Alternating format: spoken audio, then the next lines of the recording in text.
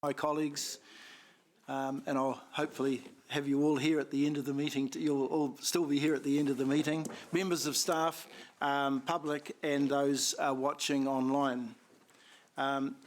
Yesterday we spent some time on a matrix of acronyms, and today those of you who are new to the finance meeting will be talking and using some accounting jargon that may be unfamiliar to you at this stage. So, look, I'd like to say in this meeting there are no dumb questions. So please, and I'll be encouraging and welcoming all questions from members. We have around us some very talented people in David, Tracy, Christy, and their people who are eager to answer any of the questions on finance and accounting matters as the meeting progresses. As well, they have indicated that they're happy to meet with you in small groups and on a one-to-one basis to discuss any of the questions that you might feel less encouraged to ask in this forum. In addition, as we did in the last term, there'll be some structured general accounting courses which will follow over the next few weeks in between the meetings. So with a bit of luck, you'll have some opportunity to mix some experience from meetings with perhaps an understanding of accounting matters, and in particular how they impact on the way that Council reports its financial results, its budgets and cash flows and so forth in this particular forum. So I'm hoping after that little speech, which comes in place of a chair's report, that you feel a little more comfortable and relaxed for this meeting. So the finance meeting of the 11th of February is now formally open.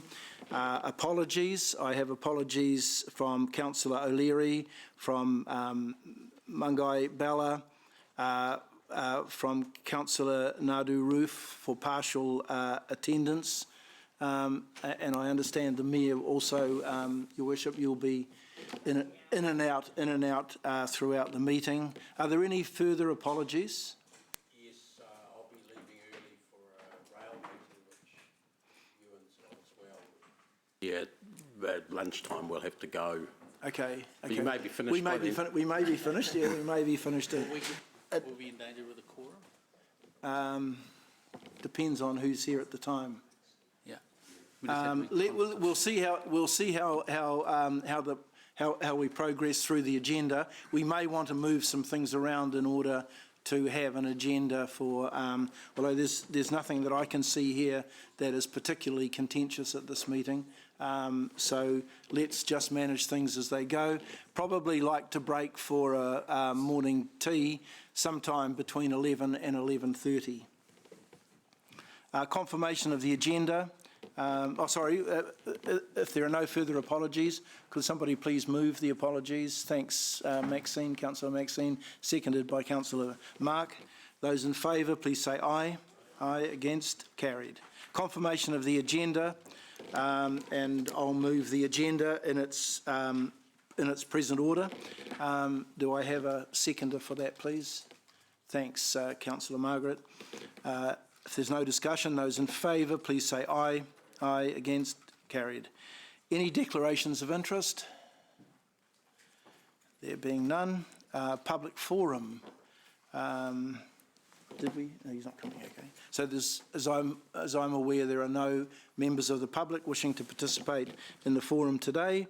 So let's move on to item 5, which is the Finance Committee draft schedule of reports for 2020, and that's on page 6, and I'll ask Governance to speak to that, please. Thanks, Amy. So as was outlined in previous committee meetings, this is just a draft of the planned reports coming to the upcoming Finance Committee meeting. It is very much a case that it is a working document and will be updated regularly based on these meetings and other committees, and it will be uploaded to Diligent so that you have access to it.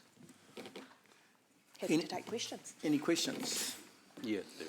Yep. Rob, it's Oh, on. sorry, yeah, I'll get used to looking up there. Thanks, Councillor. Sorry, Councillor Rob. Can I ask through you, I'm presuming that all the CCO reports now go to the Economic Development Committee? That's my understanding, yeah. In which case, because that and the Environment Committee, which may have reports going to it as well, are only meeting every second cycle, more or less, could we have that in advance so that, because it's a long time to wait to find out when the next airport report and things, I realise it's not strictly this committee, but it used to be sort of in finance. If we could have the schedule of reports for maybe everyone put in there, even if there are some edits to happen yet, put in some place and a link to it or something like that. Absolutely, we'll have that all uploaded to Diligent as soon as possible. And I assume those reports will also be part of the schedule for the Economic and Development Committee too, yeah. Yeah, so we'll see them in due course and can discuss them, but in the meantime be handy. And just a matter of, does that committee report back to Finance, does it? Economic and Development? No. Through to council. Straight Straight through up to to council. council. Okay, thank you. And those CCO reports will come at the same regularity as they did when they came through finance, but just different committee. Yeah, yeah. But I've lost sort of track of where we're at with some of them, most of them. The majority are coming in March, I believe, with a statement of intent. And that's the time where we can vary their direction of travel, presumably. Yeah, they're coming with a draft statement of intent and asking for you to approve it. Thanks. Right. Any further discussion on the schedule of reports for 2020? Okay, there being none, I will move that the staff recommendation, which is in paragraph 2, do I have a seconder for that, please? Thanks, Councillor Maxine. Any discussion? Those in favour, please say aye. Aye, against, carried. Next report is the Capital Portfolio Monitoring Report. And we have Ian and Chris, or Ian on his own? You're on your own. Thanks, Ian.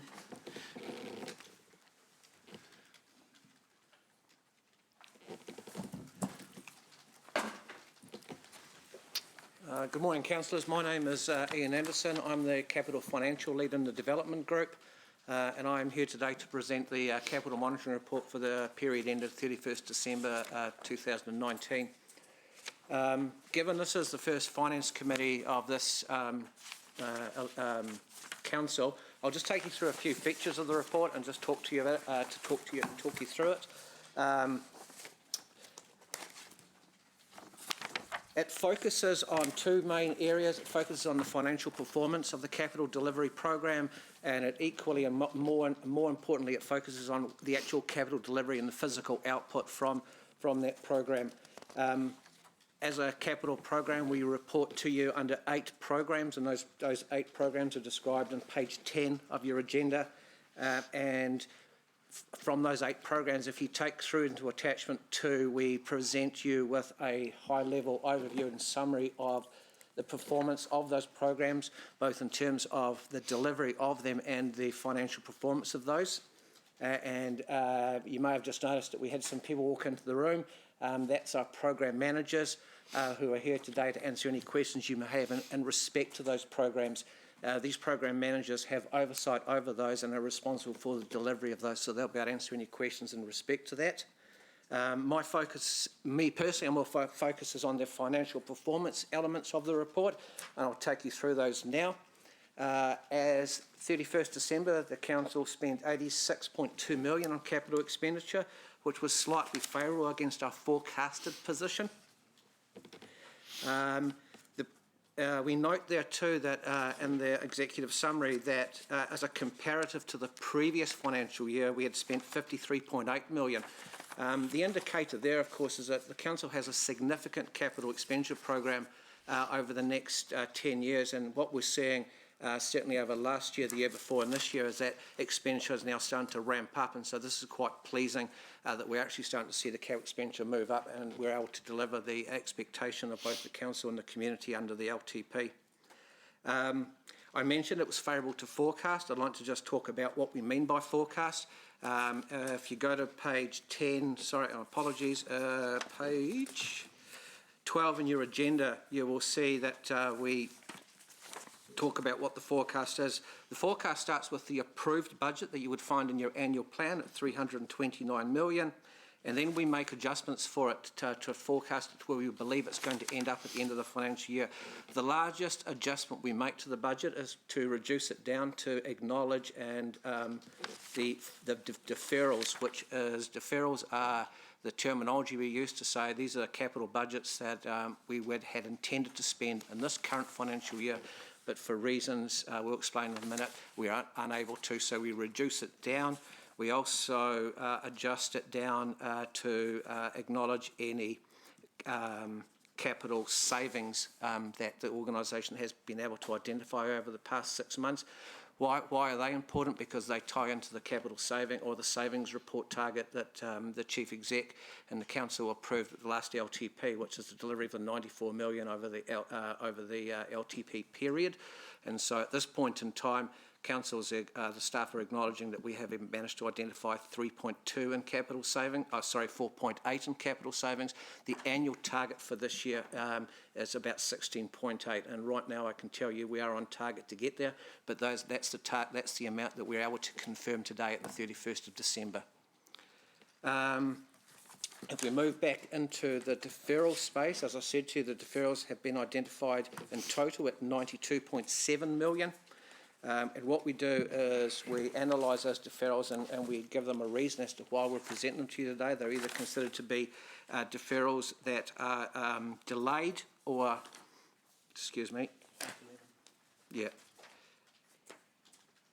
they're either delayed or rephasing. So I just want to explain the difference between that terminology is what we mean by that. So when we say a deferral is a rephasing, what we're saying to you there is that the project has started and there is confidence that it is going to finish on time, but because these are multi-year projects, it's unlikely to finish this financial year. An example of that you'll see from attachment 3, which is the deferral schedule, would be the Peacock land purchase. While it's quite a significant deferral at 25 million, we're saying it's simply rephasing because there's every expectation those land purchases will still occur in the time frame that is required to complete the Peacock program. They just will not occur this year, so that's a rephasing.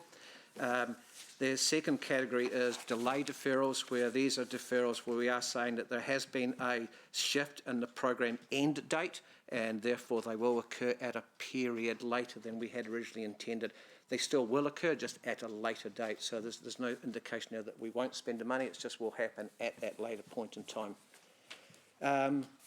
That covers what I would like to focus on in terms of the main points within the body of the report. Towards the end of the report on page 13, we do make you aware of a couple of emerging issues. These are simply, we want to just have some visibility and chamber around these. The two emerging risks or issues that we mentioned here are Arthur Porter Drive and the treatment plant upgrades. Apologies, 3 things, and the transport projects as well. At that point, I will take the report as being read, and I'm more than happy to take any questions either through myself or through our program managers at the back of the room.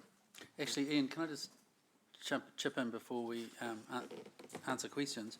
Just to remind you, when elected members were inducted, there's a set of 3 reports in the Finance Committee. One is the Capital Portfolio Monitoring Report, which describes, as Ian has explained to you, the capital portfolio and how we're progressing that, both financial performance and what the outputs are. The second report is the annual monitoring report, which looks at our financial performance for the next 12 months. Now, both those reports are for your information only, so you're not required to make a decision apart from receiving those 2 reports.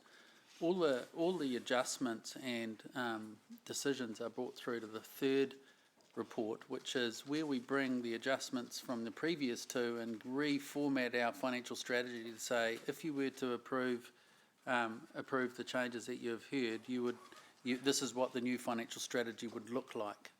So explaining that a different way, all the adjustments that are included in the first 2 reports have been baked into the financial strategy, you'll see a new debt graph for the 10 years, you'll see a new debt to revenue, you'll see a new balance the books. That will be a new version of our financial strategy should you accept the adjustments that have been discussed in the first two. Bearing in mind quite often that emerging issues, they are not baked in, but they are things for you to be aware of, so that later in the year when we get more clarity around the cost associated with emerging issues, if they were to come in to fruition, then they would be brought through into the financial strategy. So is everyone clear on that? So this report, you're not making a decision apart from receiving the report, but what you should be doing is asking as many questions as you have around the adjustments that Ian has spoken about, such that you feel comfortable that you're happy to support that when we get to the financial strategy monitoring report. Thanks. Thanks, David. Thanks, Ian. Now, questions. And the first one off the block, Deputy Mayor Jeff. Thanks, Chair. Ian, thanks for your introduction there. I've just got a question about, just looking on page 27, about the Peacock Land Acquisition Program. Now, you partially clarified that there's delays there in terms of land purchase. It is quite a significant figure, isn't it? I'm reading 25 million there. So, yeah, is that right? That's the budget figure that we are asking to defer. Yeah. So we're definitely just saying it's going to be one within the next year, are we? I mean, I guess I'm seeking a little bit of comfort on that. We're not. Default to Chris to get some clarity. Yep. So yes, there's a detailed report coming to strategic growth on the whole Peacocks program on the 13th, I think, Chair Dave. So there's a lot more detail in that report. But the answer is we're in a process for land purchase. So we've identified the 30-odd projects that we need. We're in a Public Works Act process which puts a timescale around it, which is necessary to start our contract to build all of the things. So we have confidence that it will be at the end of the land purchase program by the date that we need, and we'll be on track with the program. We're running ahead of program actually for the bridge and transport corridor going out to market and being built. All right. So some of these conversations are just taking longer than we expected, or I think when we built the 10-year plan program, that was about 3 years ago, and we just put a cash profile in that how we thought it might happen. Sure. Just hasn't happened like that. Like, it's the sort of thing that within a month, all of the property deals could come together, and it might still be spent this month. So we just don't know. We're being conservative and moving it out to next year, but it could still all happen over the next 4 months. All right. Thanks, Chris. That gives me some comfort. Thanks, Chair. Just one other question, if I may. And on page 14, bullet point number 45, under social, there's a sentence there which I just want explained a little bit, if possible. It says, work is currently underway to understand social procurement opportunities across our portfolio, which involves enhanced recognition of valuing of social benefits through particularly our selection of contractors. What can someone just flesh out for me what that's about? Sure, I'll take that question again. So achieving multiple outcomes from delivery of our contract program is desirable, and it's something that's happening in New Zealand Inc. at the moment, particularly in the area of social outcomes. So when we go out to tender and we select suppliers, we select them to do a job based on a whole lot of non-price attributes, and traditionally there are things like their track record, their relevant experience, their methodology, and financial stability. But there is also an opportunity, and we have other attributes where we're able to value local suppliers as well. So we're not allowed to do that in our transport programs because we get subsidy and we've got to look nationally, but through our procurement processes we do have some sort of quality acknowledgement for people that bring a business into our local community. There is an ability to also value suppliers that have, can produce good social outcomes from their work. For instance, in my discussions with Downer, they do a lot of work in terms of working with corrections department and Ministry of Social Development to put unemployed people into the workforce.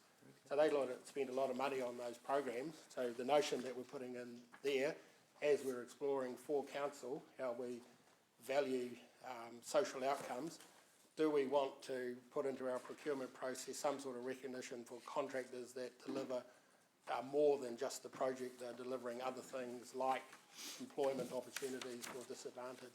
So that's the intent, and that's the work that we're doing at the moment in terms of the For Wellbeing framework. Okay, right, and that'll come back at some stage for consideration? Yes. Yeah. Thanks, Chris. Thanks, Chair. Thank you. Councillor Mark. For dumb questions, if you don't mind. Here we go. Dave, it's about the question about deferrals, the concept of deferrals. Now, I get the fact that if we don't do the work, we put the money over to the next year. But as we all know, the price of everything goes up every year. So do we account for the fact that it may cost more later? We don't generally take into account that it might cost more in a 12-month period, because the amount that we have set aside is our best estimate, but we believe that when we do understand that there's going to be a higher cost, we bring that through. So we don't do the inflation adjustment, if you like, in terms of a normal situation. But if we're deferring and we understand that a project is going to cost more, we try and establish what that amount is, and we bring that through to the following year. Okay, and Chris might be able to help out if there's any further information you have on that. Generally, we move the budget, but if we understand there's going to be a higher cost. Yep. So land purchases would be an example. Probably not much to add today, but except I guess every 3 years when we do our 10-year plan, that's our reset to look forward, and if we think the escalation or the cost escalation is changing at all, we'd probably deal with it there. But I think generally we've got a really good track record of our estimates. If we're moving in 1 or 2 years, we're still fitting in with cost increases. But every 3 years we get that opportunity through the 10-year plan to reassess our whole program and have a conversation with you about escalation and what it's doing and do we need to increase. So, but would it be fair to assume though, when we do defer projects, it costs more? I mean, in the long run. So generally, probably it's not a dumb question. Right. Hopefully it's not a dumb answer either. So if you look at those rephasing deferrals, a lot of those are contractually committed. So we've locked down our escalation.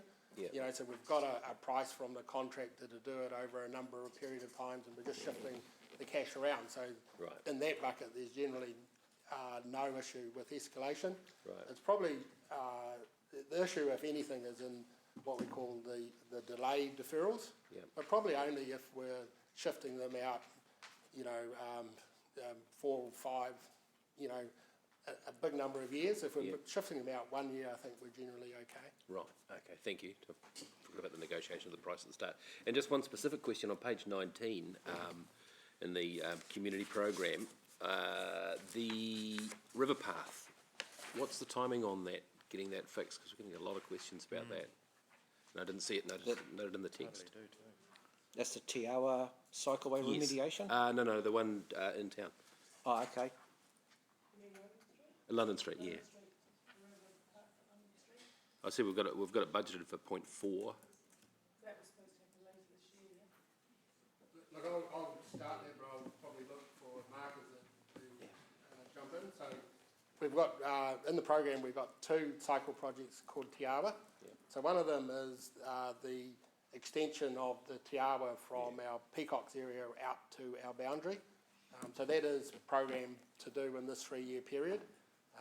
The business case and everything is signed off for that. We just have a last minute issue with some heritage issues that we're trying to deal with, but really confident that will come to the table pretty soon.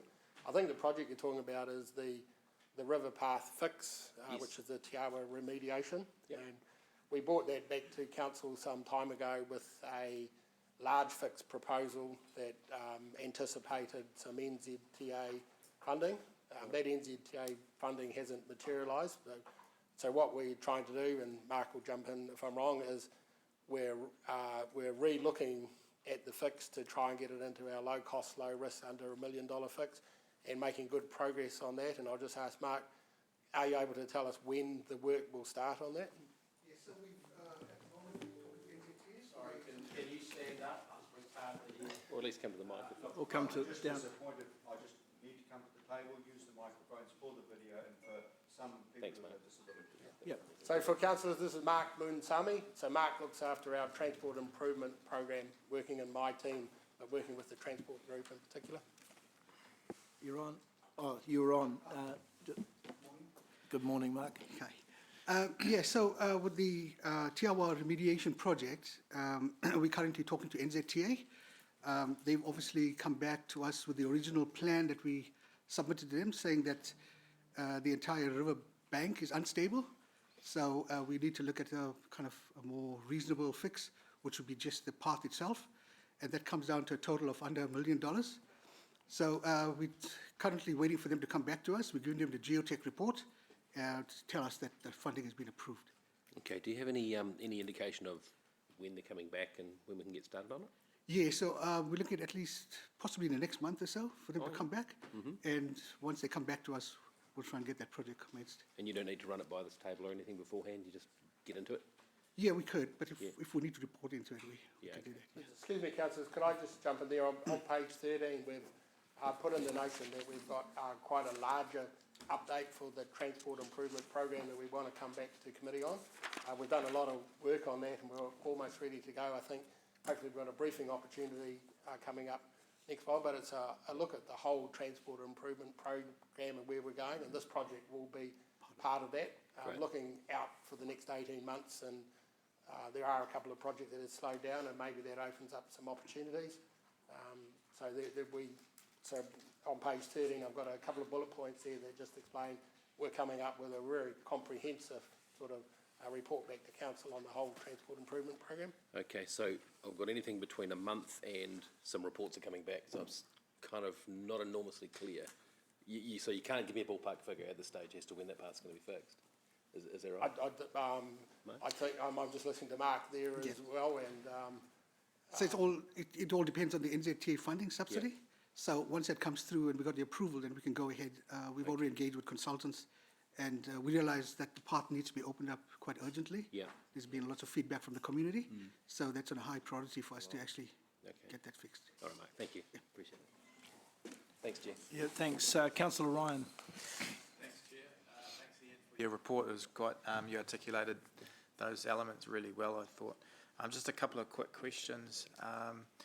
On page 12, less capital savings forecasted of 4.8 million.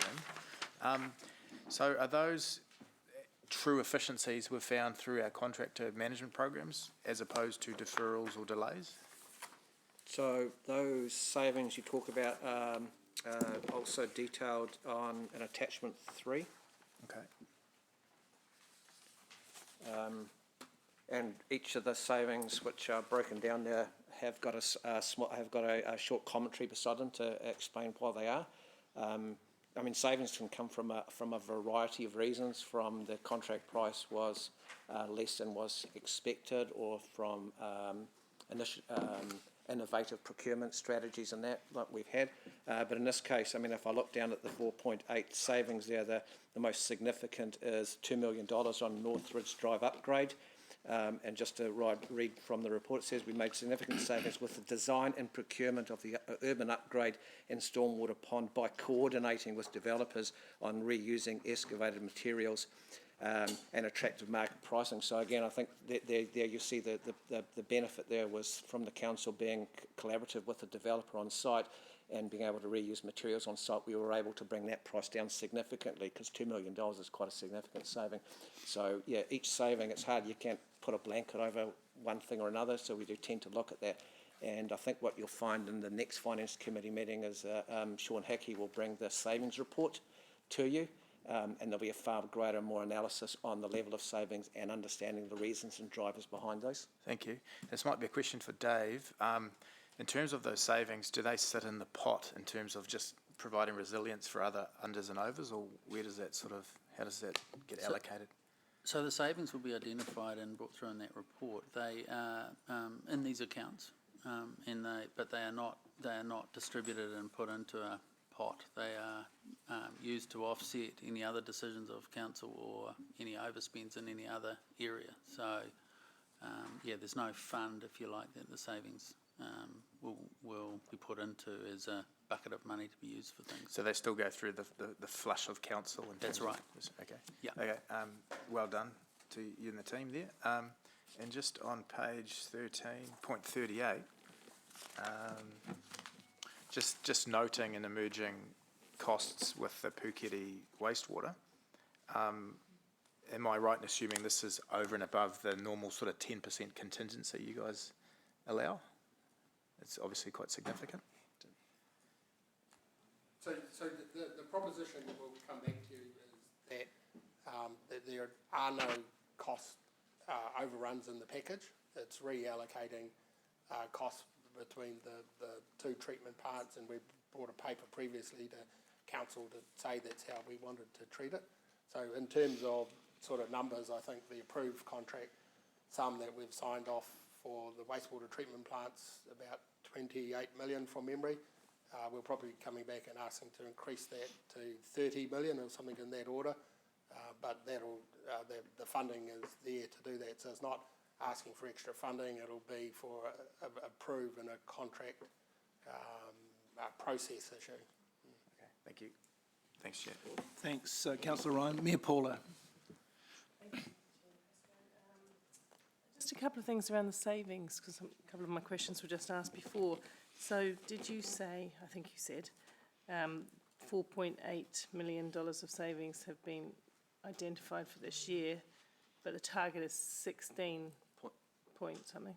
Yeah, so that I did quote 16.8, and that number comes directly out of the savings report that Council was presented with from the Chief Exec back at the last LTP. Right, so that's all part of his 93 million over the 10. And they were identified as being the indicative savings we would need to make in the financial years to achieve the 94 million saving, because from a capital expenditure perspective, while we may underspend on capital, the saving comes through to the council through reduced interest charges and reduced depreciation, or reduced consequential OPEX potentially on said capital expenditure. So that's good, because that's the next part of my question. But the important thing about that answer is the savings that Ian is referring to are capital savings, so reduction in capital spend. Yeah. So they're not, that the link isn't with the 94 million. The link is the interest and lack of the depreciation. That's what gets attributed to the savings target of the 94 for this. So for year 3, we have a savings target of around $6 million from an operating cost perspective, as well as the and part of achieving that $6 million operating saving is the interest and the depreciation that would save on a reduced capital program. So Ian's talking about $16 million of capital reduction, right? That's capital spent. The $94 million, which is added up in the various years, and this year's target is $6 million with operational savings. A portion of that $6 million operational savings is the interest and the depreciation that will be saved by innovative things that they've done to the capital program post locking in the LTP.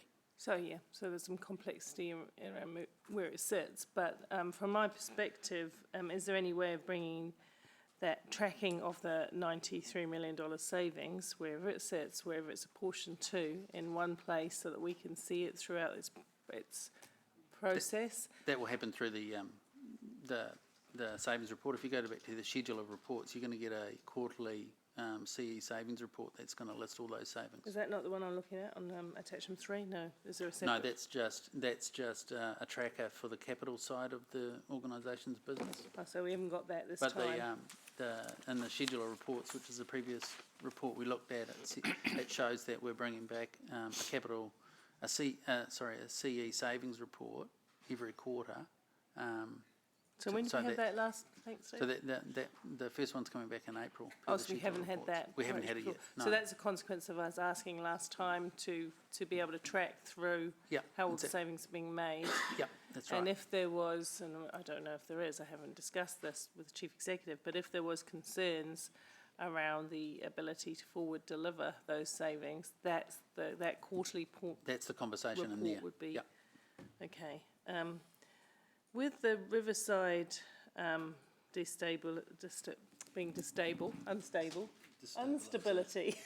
I was going to get destabilisation of the riverbank or the instability of the riverbank. Just in terms of that whole issue, when will we be able to understand what's happening on riverside walkways? I think Mark has raised this in the previous term, where, you know, it is an unstable environment and there is going to be parts of the path that unfortunately fall away from time to time. But the London Street one's really sore point for the public because they've heard nothing either. They've heard nothing. So when are we going to understand how we take care of our riverside walks? I know it's a bit more of a global question than just pure finance, but even still here, if we're talking about further investigations, we've had no conversation with the wider public who are assuming, and I am, until I heard that before, that it was going to be fixed by September. I think it was the last date we heard. And that by next spring, people would be able to connectedly walk along that. Is that no longer the case? Look at this stage, can I just acknowledge the question and say we've got a bit more coordination, we'll come back to you on that? So I think your question was quite a broad one in terms of not only the fix of this one, but our strategy almost for fixes in the future. And I was just talking offline to Eva and Lisa about that and how we actually get better at quick fixes. And I think it's sometimes it's probably bringing it to council to see whether they want to invest a lot quicker rather than chase NZTA funding. That seems to be the problem in this case, is chasing the NZTA funding, which is causing delays. Maybe council wants to take the opportunity to go in and fund these directly. So look, can I just acknowledge the question and say we'll come back as part of that transport update on a better process for river path slips? And will that, thank you, that answers my question in part. And will that also include sort of forecasting, you know, the fact that you aren't going to know where the river path's going to fall off next, but we do know that it's going to be damage to our river paths. Have we got enough budget in there, for example? I think from memory at last LTP, this issue came up, and an option for council is to put in a project that's a contingency for this, because it is going to happen. I think from memory, council did debate that, but decided they don't want to put projects in for things that might happen, that they'd rather deal with it when it actually does happen and bring it to council. So we could do that in the 10-year plan, put in $1 million, $2 million every year and anticipate there will be some natural damage at some point in time, but I guess that's a decision for council in a 10-year plan. Okay, I think that's what Mark asked for last time. So, yeah, we'll take it through that. Thank you. Thanks, Paula. Yep, thank you. Councillor Dave. Thanks. One of the questions I want to ask relates to Mayor Paula's, so I'll follow with that first. I appreciate your answers, Chris, but could we be kept more up to date through the executive update or something like that of what's happening in these projects? That one, the River Walkway and London Street Bank, the bank issue and that sort of thing. I believe people on the last council anticipated that work would have already started, and that was some of the information that did go out. So when there are problems like NZTA not honouring its commitments that impinge on specific projects, could we receive that information, especially over this last 6 months? Yep, and that's a very valid observation, and we can do a heck of a lot better on that, and we will. Yeah, I know that I've given answers to people based on what I last heard at council meetings, which, hearing what I am today, are not correct, unfortunately. So all my other answers I've given the public have been correct, of course. But I want to talk about, or ask questions about the transport improvements deferrals on page 27, which Jeff, I think, also started with. I'm concerned about several of them, one of them being the intersection safety and capacity upgrades and deferrals and delays because of lack of NZTA funding. I'm wondering how we've tackled NZTA over this issue, because it seems to me, especially with their recent announcements on safety being the #1 priority in transport at the moment, that to not even give us rats and mice subsidy for small projects or delay them and take ages is actually not following their policy. So how are we tackling that, and how could the elected members get involved in pushing NZTA rather than just receiving reports every few months that NZTA once again haven't come to the party?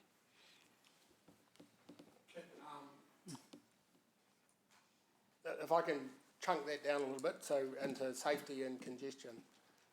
So we actually have made good progress in the 3 years on our safety issues, and councillors will recall that we've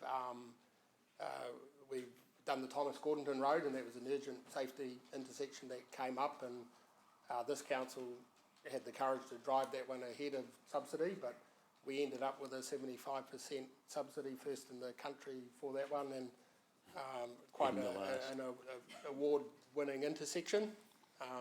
So we've done that one. The second important safety intersection for us is the one happening out here at the moment, where we've had the road closure for 3 days. So once again, we just got advice yesterday that Robin Denton has secured 75% subsidy for that. We only found that out yesterday. So that's our two top sort of individual sort of safety projects that we have achieved. That's the Anglesey-Bryce Street intersection out here. Yeah, so NZTA is subsidising that through a new process that they've developed called standard safety interventions. So more jargon, but that is a process designed to be quicker and slicker on getting approval for safety projects. We've pioneered it in New Zealand. It's the first use of that abbreviated process for a safety project that Robin Denton's been leading. We got approval but no clarity on the subsidy rate, but Robin got that yesterday, I think, at 75%.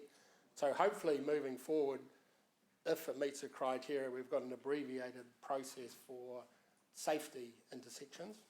If I come back to the capacity intersections, the councillors in the previous council will recall that NZTA came to us in the middle of last year to say the funding situation had changed and there was less funding in the program than what they had thought at the beginning of our 10-year planning process. They went through every single project we had there and identified the funding as approved, likely or unlikely. And this forms the basis of the report we'll be coming back to transport. But on those congestion intersections, they indicated that even doing any thinking money or business cases was unlikely would get any subsidy on those, and very unlikely would get any subsidy on the construction of those intersections. So we've had the signal from NZTA that they won't fund us at all on that. I think our energy, Dave, to answer your question then, is we, through the school link and the university projects, we're taking a broader look at that, and a lot of the east side intersections for capacity issues will be dealt with under that business case. We will need to continue advocacy for funding through this next GPS and the next 3-year plan period. Well, just talking about the east side, one of the ones that isn't specifically mentioned but is a safety issue is the Heafy Terrace Boundary Road intersection, which has been raised by a number of people. So it's sounding like we'll get 75% for that, and it's going to be done within the next few months. So for the Heafy Boundary Road intersection, council did have a view of this in the 10-year plan, and it's about a $5 million project foreshadowed to turn that intersection into a signalised intersection, but it's sitting in about year 8 or 9 of our 10-year plan. So our funding that's available, as you've got it planned, it sits quite a few years out. So we haven't, until recently, progressed any work with NZTA on that particular intersection, except about the middle of last year we had a resolution from council to look at that and start doing some thinking work on that intersection, and that's work in progress at the moment, which we're due to come back to council. So the opportunities for council will be to look at using your low cost, low risk to do under $1 million improvements. It will be to advance that signalised intersection and do that earlier if you want to do that. In terms of the new process, the standard safety intersection, the dollar cost of this intersection will be too high to fit into that process. We'll have to go through a full business case if we want subsidy on this one. So just to clarify my question, I guess I wasn't just talking about the intersection, I was talking about the cycle routes and the mid-block pedestrian crossing issues which have been identified in a number of submissions to this council and comments by our councillors as safety issues, not just right at the intersection, but spreading out from that too. I think the opportunity we have as council all the time is to use our low cost, low risk budgets under $1 million, and even though that still needs NZTA approval for subsidy, it works quite well, and I think as a team you do really well on diverting that money to deal with safety issues. I think there probably are an opportunity opening up with a standard safety intervention if we identified another 1 or 2 distinct projects that we wanted to try and push through that process. And I think that's the intent of the briefing coming up. It's really been, the catalyst has been Boundary, Heafy, and coming to council with what the options would be to deal with that quicker than what you'd planned in the 10-year plan. So going back to the first 2 under transport improvements in that page, Eastern, the school link and the transport centre upgrade, they are both in areas of high priority, at least if you read the national government's national policy statement, they should be. We've had funding, the answer is no from NZTA last year, even though they were both to do with alternatives to cars, and that we had been initially agreed to by NZTA to go into the program. What are we doing to try and promote that, in a political sense? Because that was one of my earlier questions. It's not just a staff-to-staff issue. If a multi-million-dollar cycling and public transport initiative along the east, which we've identified as the key project in transport improvements for the city, is not going to get funding, what are we doing about saying to NZTA, your answer's not good enough? So if I answer the easy part of your question first, and putting my neck on the block a little bit, but your first question was about the transport centre upgrade.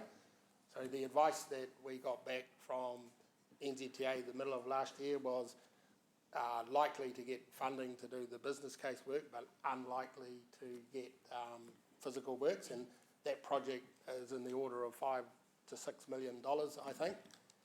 What we have done, councillors might know that Jason has got approval to do part of that, which is work in progress, which is the new shed for drivers' facilities. Talking to Jason before, we think we've made good progress and are likely to get the construction funding next year. This is the bit I'm putting my neck on the line a little bit, but I think that one will come through and that we will get the funding from NZTA to do that next year. Jason? So at the moment, we can go through the business case process, get it all ticked off. The construction funding is unlikely at this stage. We want to set ourselves up so the funding does become available, that we're ready to go. Well, that was another question. I'll put it in front of you now. Shovel-ready projects, because the recent announcement by the government on huge infrastructure spend in our region actually was a sham as far as the Waikato is concerned, and complete sham as far as Hamilton's concerned, because nothing has gone to Hamilton projects. Multi-hundreds of millions have gone to Tauranga and surrounds projects, and good on them for getting that. Where are our big shovel-ready infrastructure projects? In other words, the business case is already done and things like that, because I'm concerned particularly about the school link. It was identified 2.5 years ago as our primary project to start construction in the last year and continue this year, but we don't even have a business case, we were told late last year, for that. So we're not shovel ready. What's being done to ensure that we've got the business case, we know exactly what's needed, and we can go to the government when it makes its next infrastructure announcement in May and say, this is ready to go. You've given nothing to Hamilton for infrastructure other than the rail service, which is mostly not infrastructure, and we want the subsidy for that. We want a dollop of cash for that project, because it meets all of the objectives you've stated, government, but there's an NZTA funding hitch. Are we going to be shovel ready in any big projects like that? Because I'm sorry, building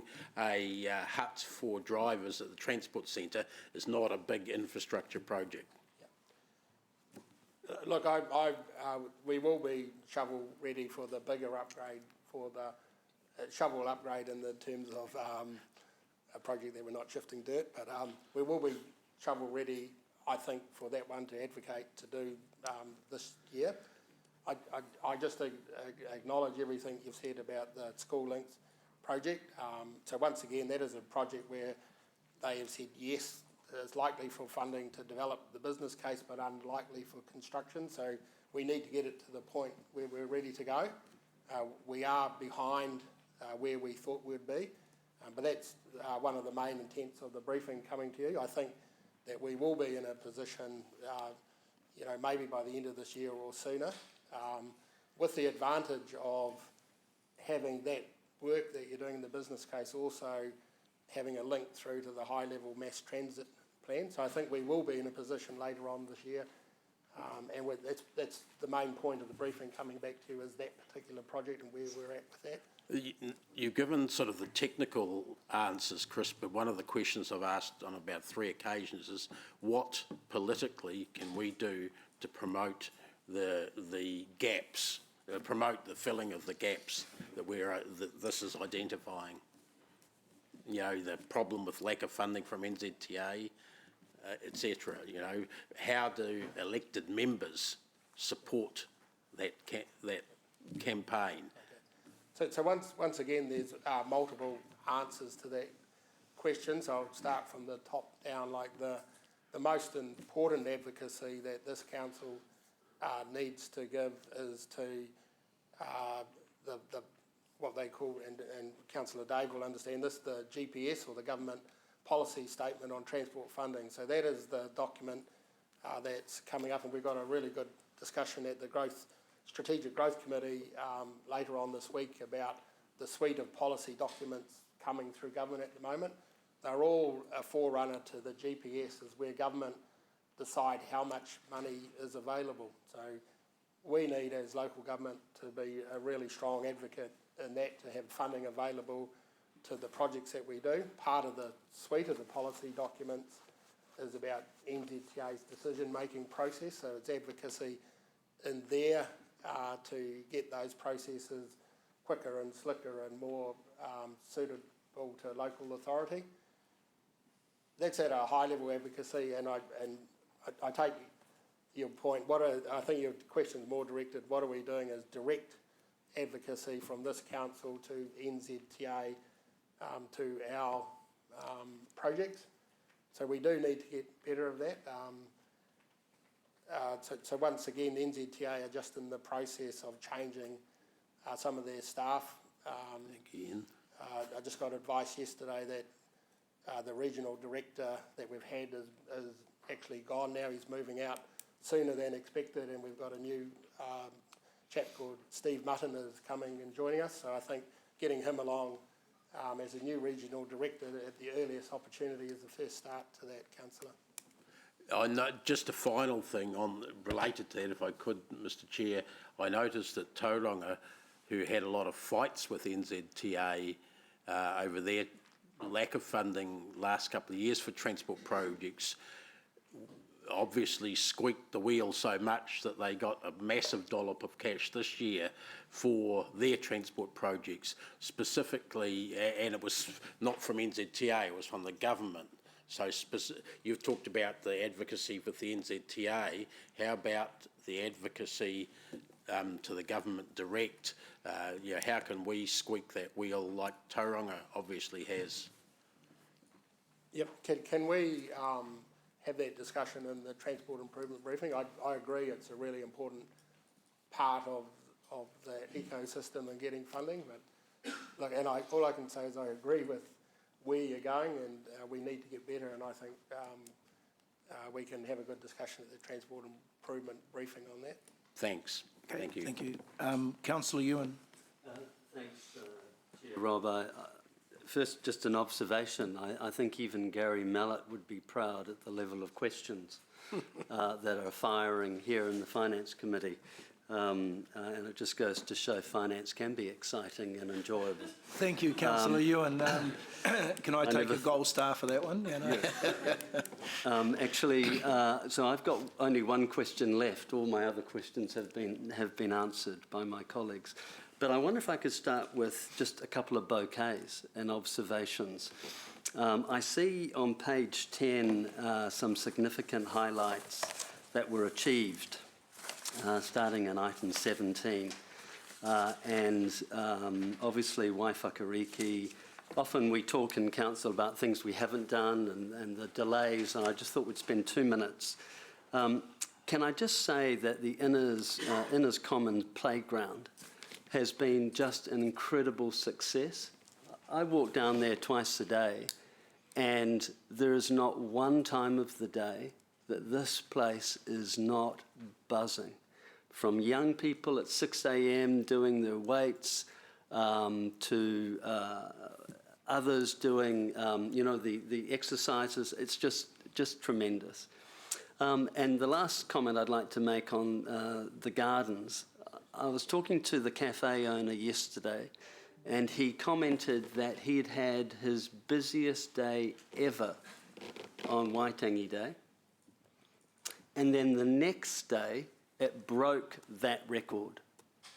And my observation is when we go off and do these things, we sometimes forget the amazing impact we can have in terms of economic development. So it's just an observation. Thank you. Can we save the comments and focus on the questions with respect? Okay. So, Councillor Serra. Sorry, I have one question. You have a question? Yeah, I do actually have a question. And this is a serious question. Page 13, emerging risks, Arthur Porter Drive. There's nowhere in this item that's good news, and I wonder if staff could start talking to me about any learnings and the magnitude of what appears on the face of it to be some major issues. So, councillors, and we can do that. In the last council, we brought up a public excluded paper where we went through a lot of that and why it happened. The reason it's in public excluded because we are having conversations with other parties that may or may not lead somewhere. I think the notion we put to council was we needed to get on and look after our roads and fix them.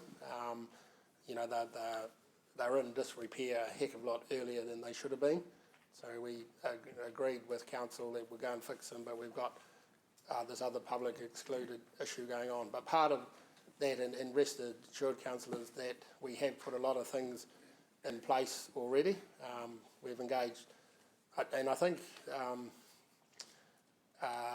just think about what I can say.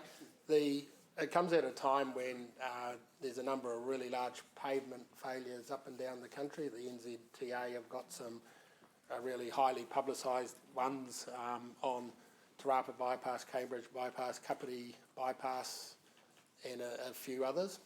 So what we've done in response is upped our game significantly in terms of bringing in some expert people to look at our standard specifications.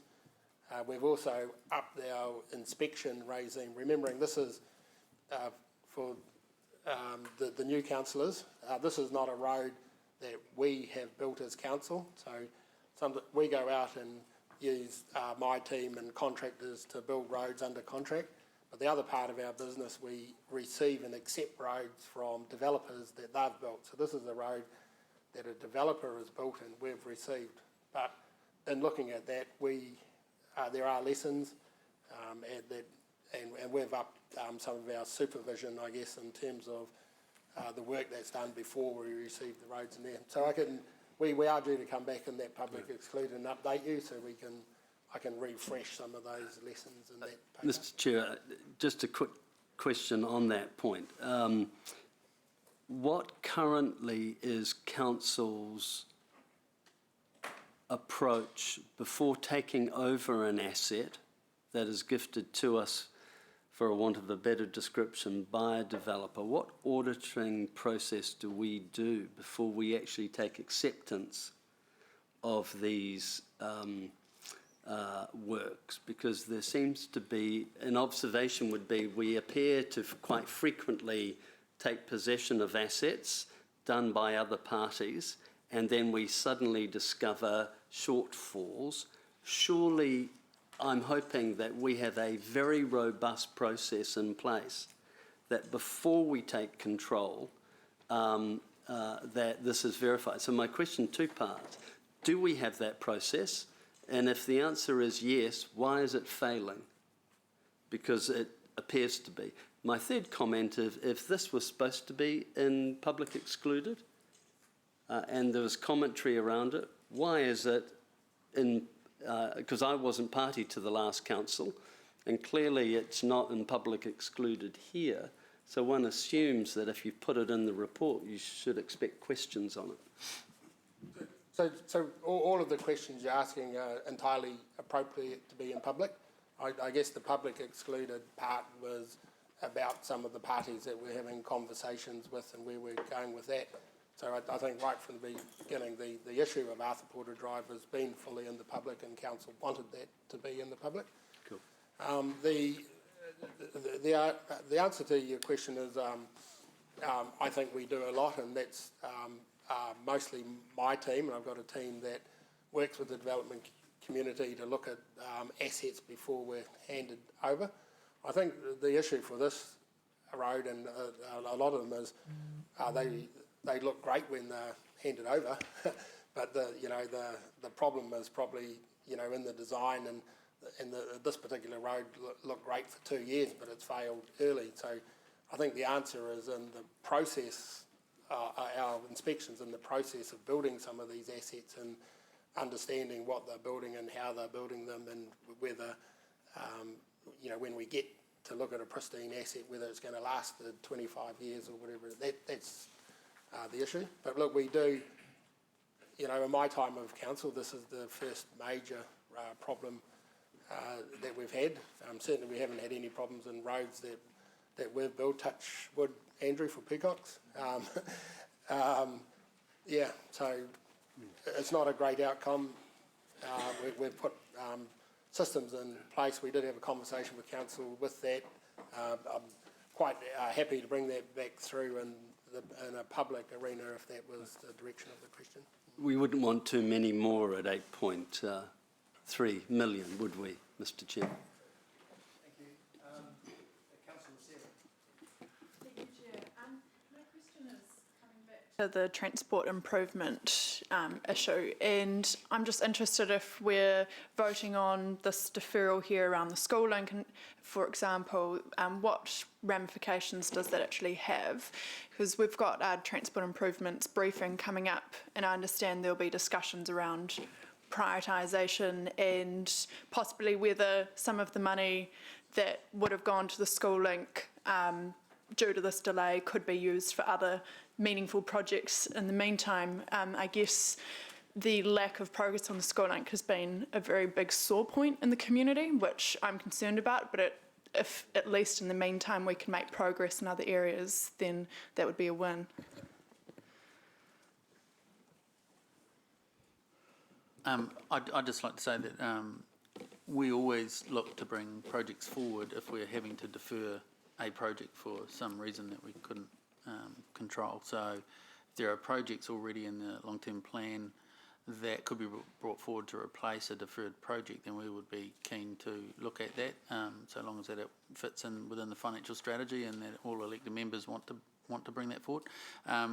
If there was a situation where something was not in the long-term plan, but a project that elected members would want to look at bringing forward, that's what we have our annual plan process for those proposals.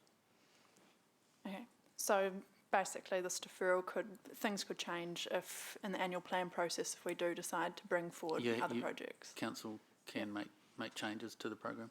Can I just add one thing? I'm looking for David to confirm the accuracy, but so what we're doing in this report, we're taking through to you in deferrals which we know at this time which are likely, and they go into the report and they then get locked into the third report David talked about. But next time we come back, the deferrals might be different and they could move either way. So it's just a point in time so council can see where we're heading with our financial strategy. But if we decide through decision makings that we're not going to defer that money and spend it on other things, that would then, on the same things, that'll get locked into the next capital report. So we're not, the decision you make today doesn't lock out any where you're heading. Okay. Yeah, and expanding on that, the Finance Committee meets every 6 weeks, and between meetings we understand things change and we understand things differently, and therefore we bring those changes through to the Finance Committee so that each time we meet, we have a true and most accurate picture of our financial strategy performance against our limits. The good thing about that is it enables us, when we get into making decisions, we know we've got the most current picture in terms of what we can afford and how we're tracking. What used to happen 3 years ago is that we would only talk about this financial year at the Finance Committee, which meant the result of decisions made either in council or this Finance Committee, you didn't see the impact on later years. So what we're trying to do is bring a complete picture of the long-term plan in terms of capturing all the decisions of council so that you know what the most up-to-date picture is every time Finance Committee meets. Thank you.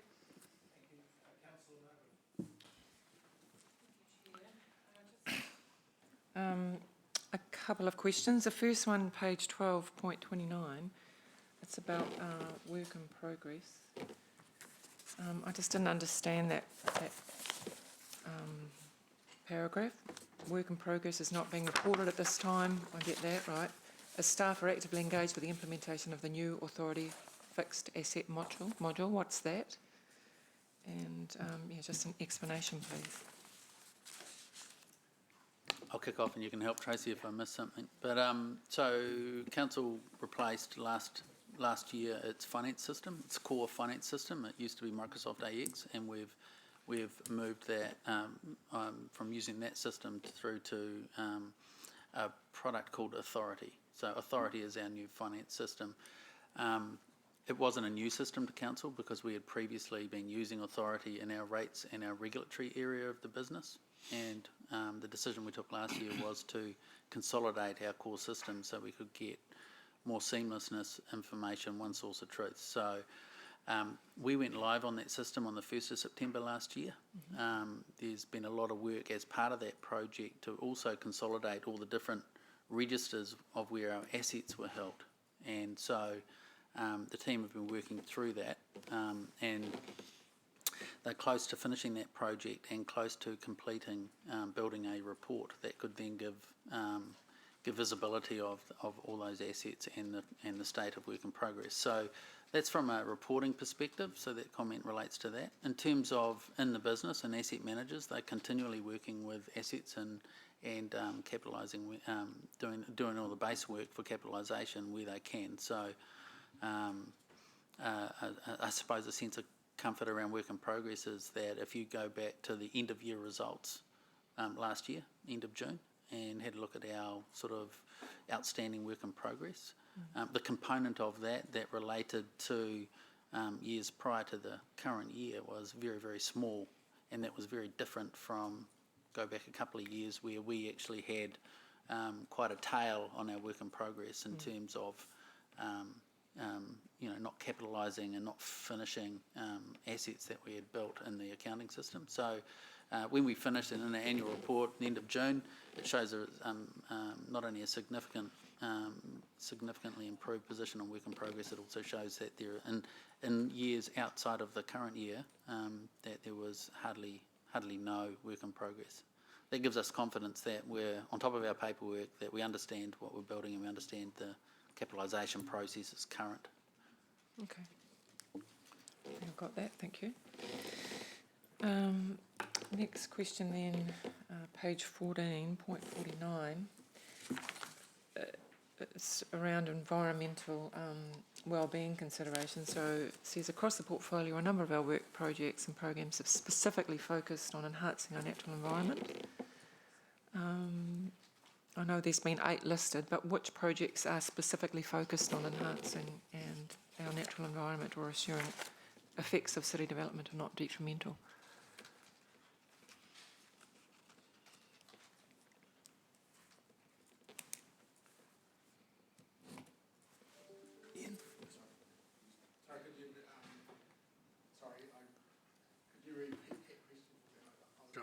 Yeah, it's point 49 on page 14.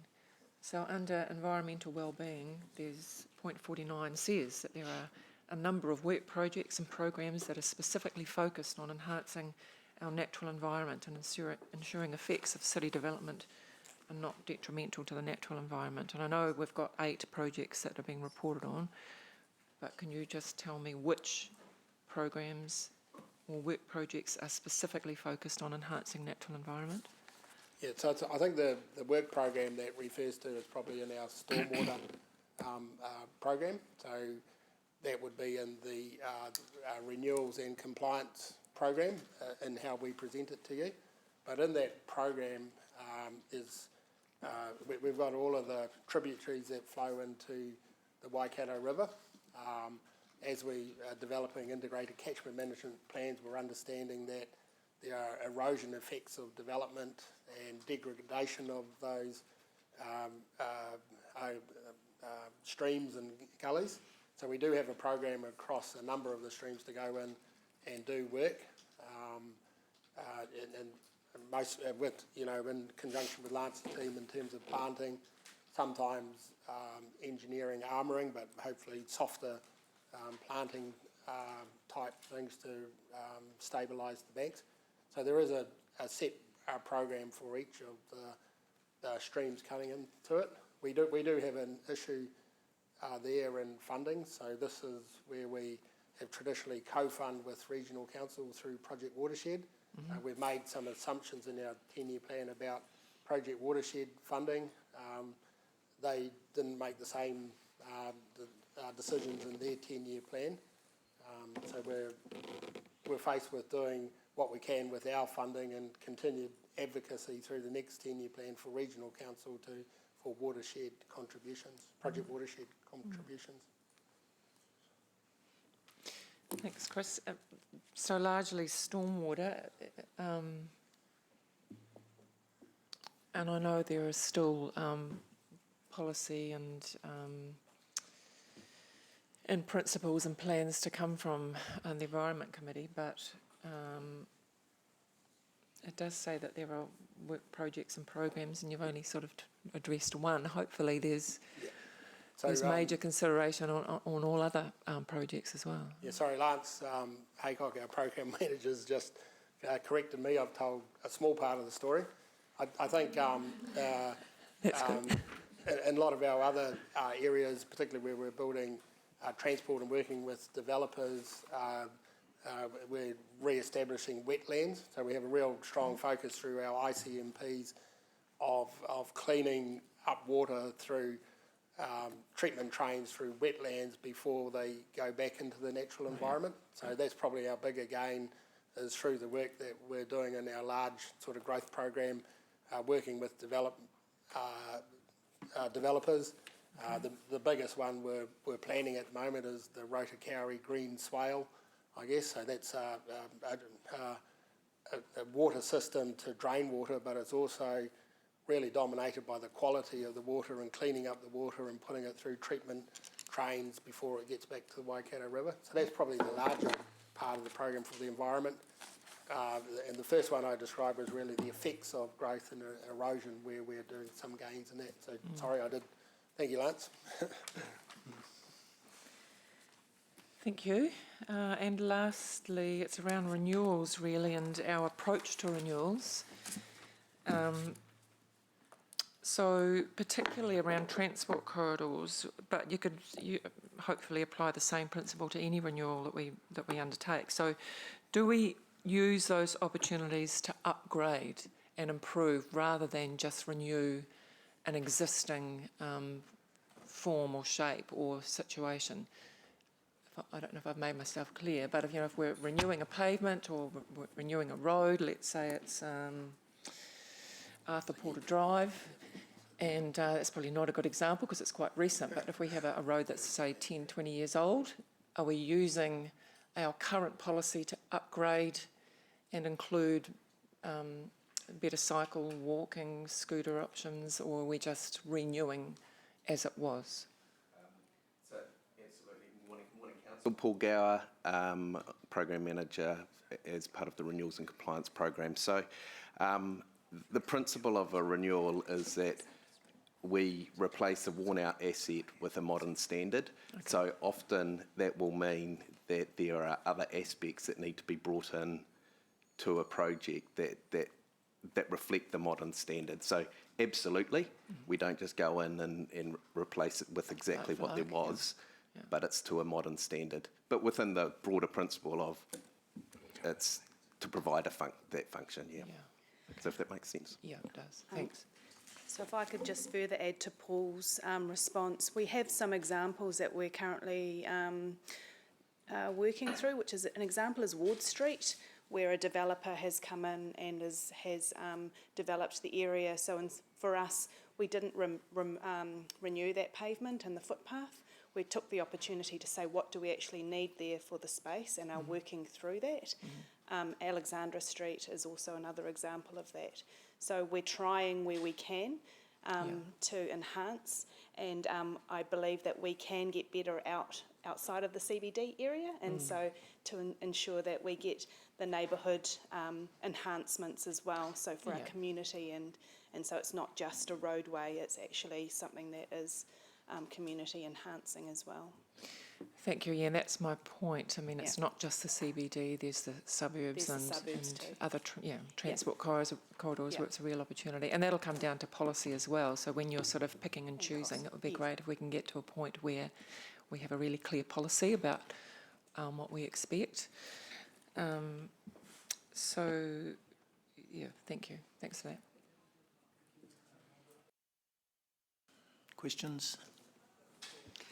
Thanks very much, and I just acknowledge Dave's series of questions around NZTA and put my concern in behind that also.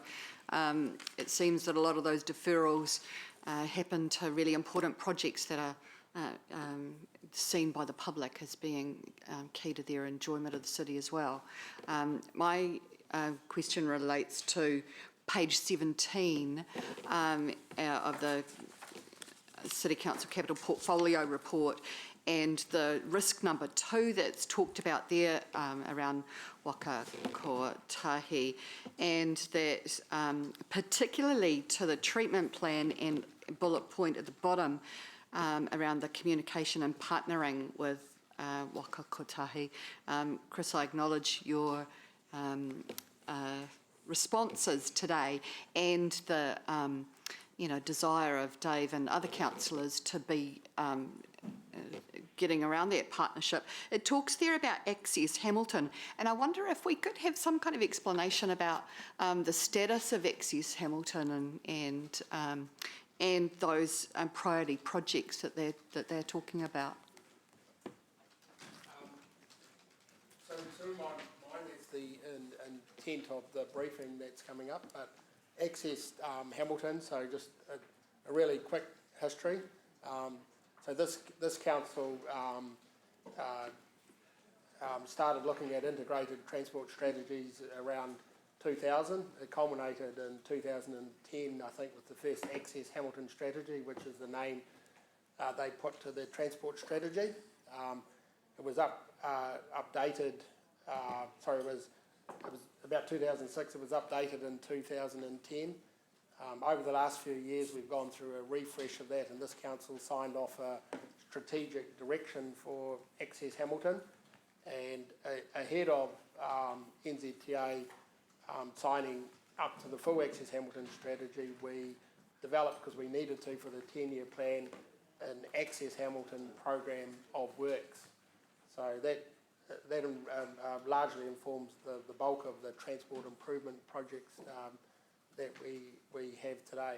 So that would be the intent of the briefing coming up, to give you a bit of that history, how we've got to here and how we move forward, because the landscape has changed really significantly since the 10-year plan was put in that we're now through a Blair and Council looking at the Hamilton to Auckland mass transit plans in a different format. So the government policy statement has changed a lot. We've had, in 2018, it was all about building houses, the draft GPS that came out. The new government came in, they changed that policy statement really quickly to start bringing rail in and a different direction, and I have to say, a lot more friendly for us as a metro city in terms of urban growth.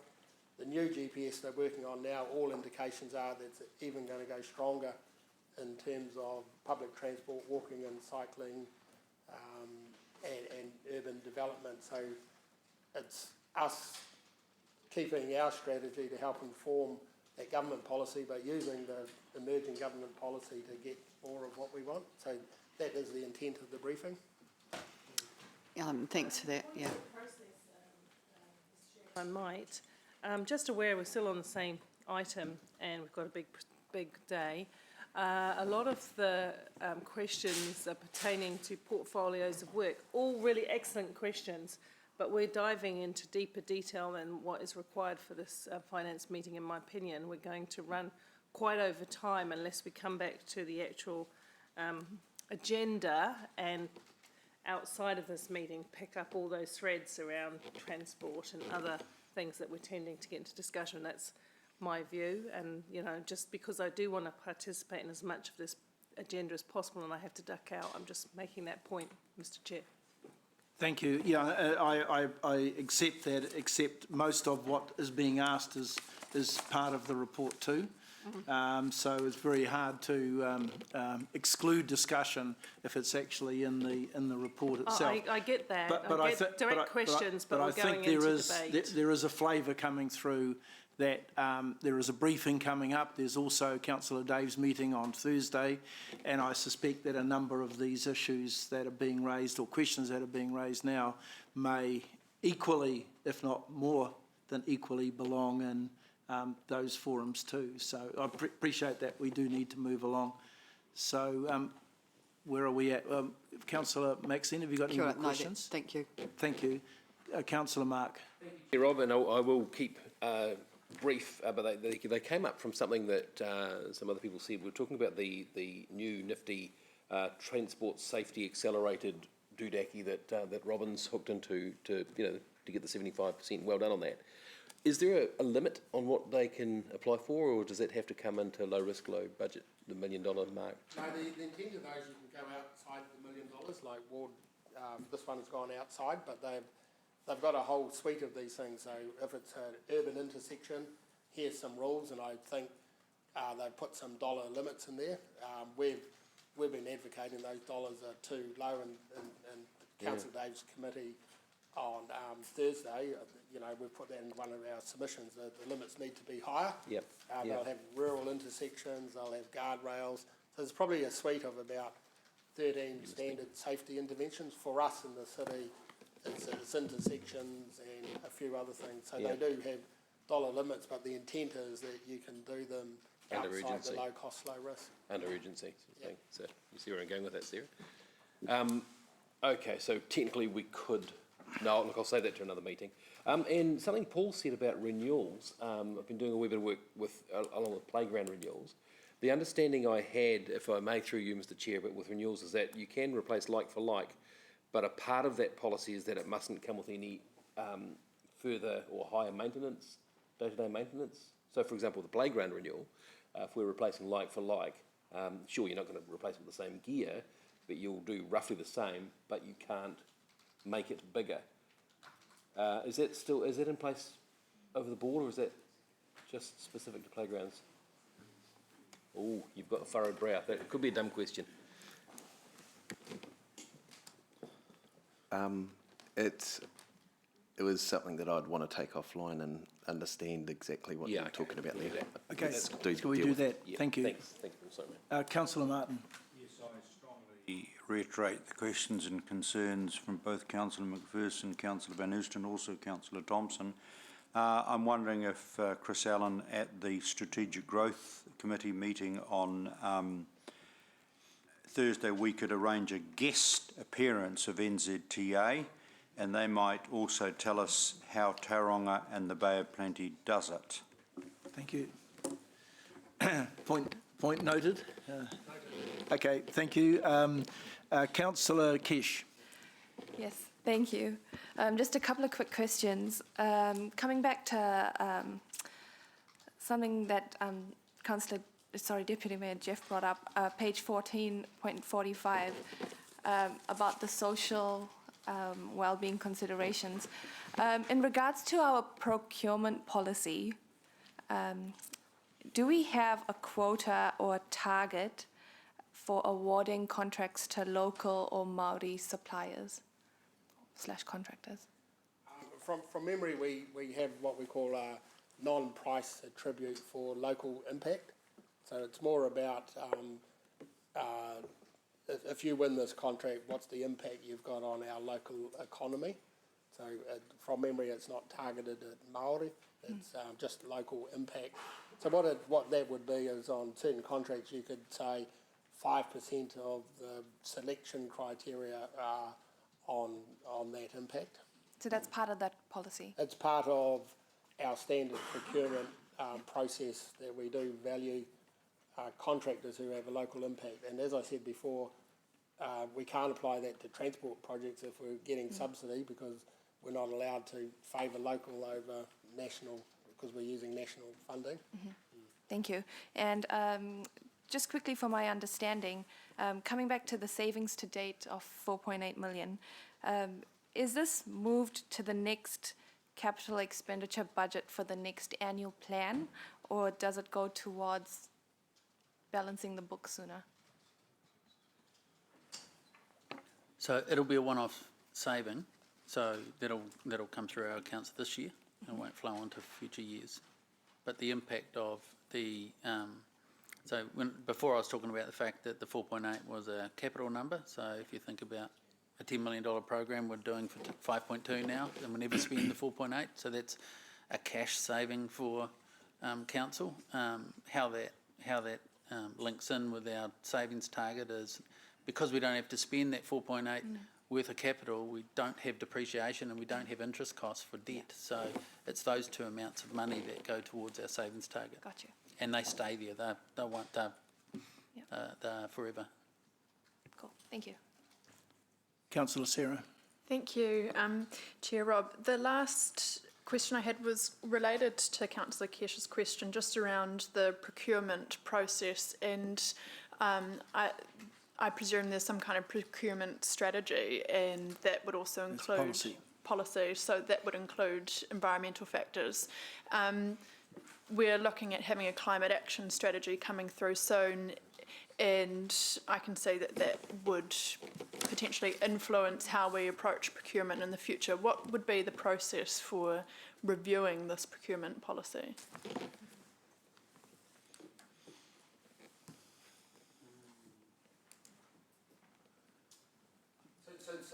So my view, it is timely that we look at it. So I think as an organisation, through work that Sean's leading, we're looking at the 4 outcomes and how we value the 4 outcomes. So I think it's logical it flows through to our procurement policy. We have started some engagement internally where David runs the procurement team, and his team is coming to talk to me, because we're doing a lot of work through Chris Barton and my team in terms of social procurement and what other suppliers are doing around the country. So it's quite a big national theme to get better outcomes.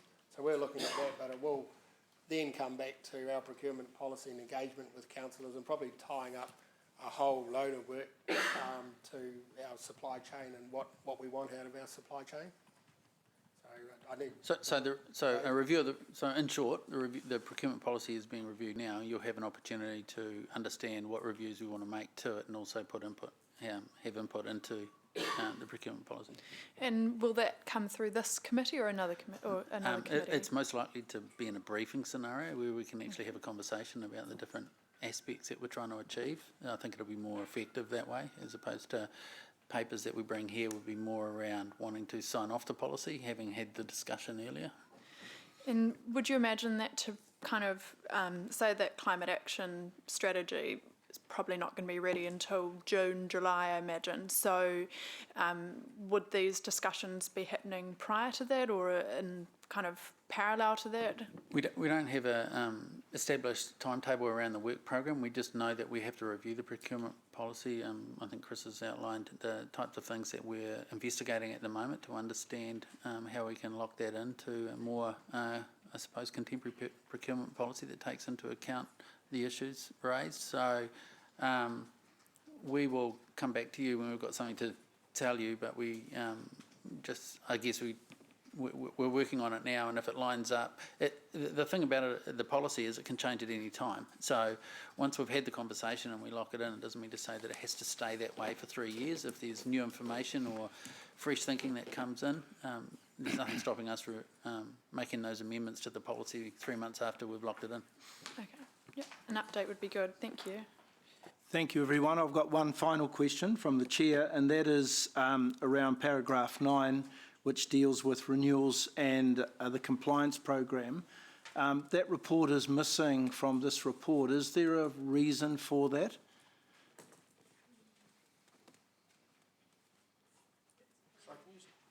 Yeah, paragraph 9, which deals with renewals and compliance program. I thought that we were to get an update on that. Sorry, yeah. So Paul. Page 26 is the summary of the renewals and compliance program. We have identified in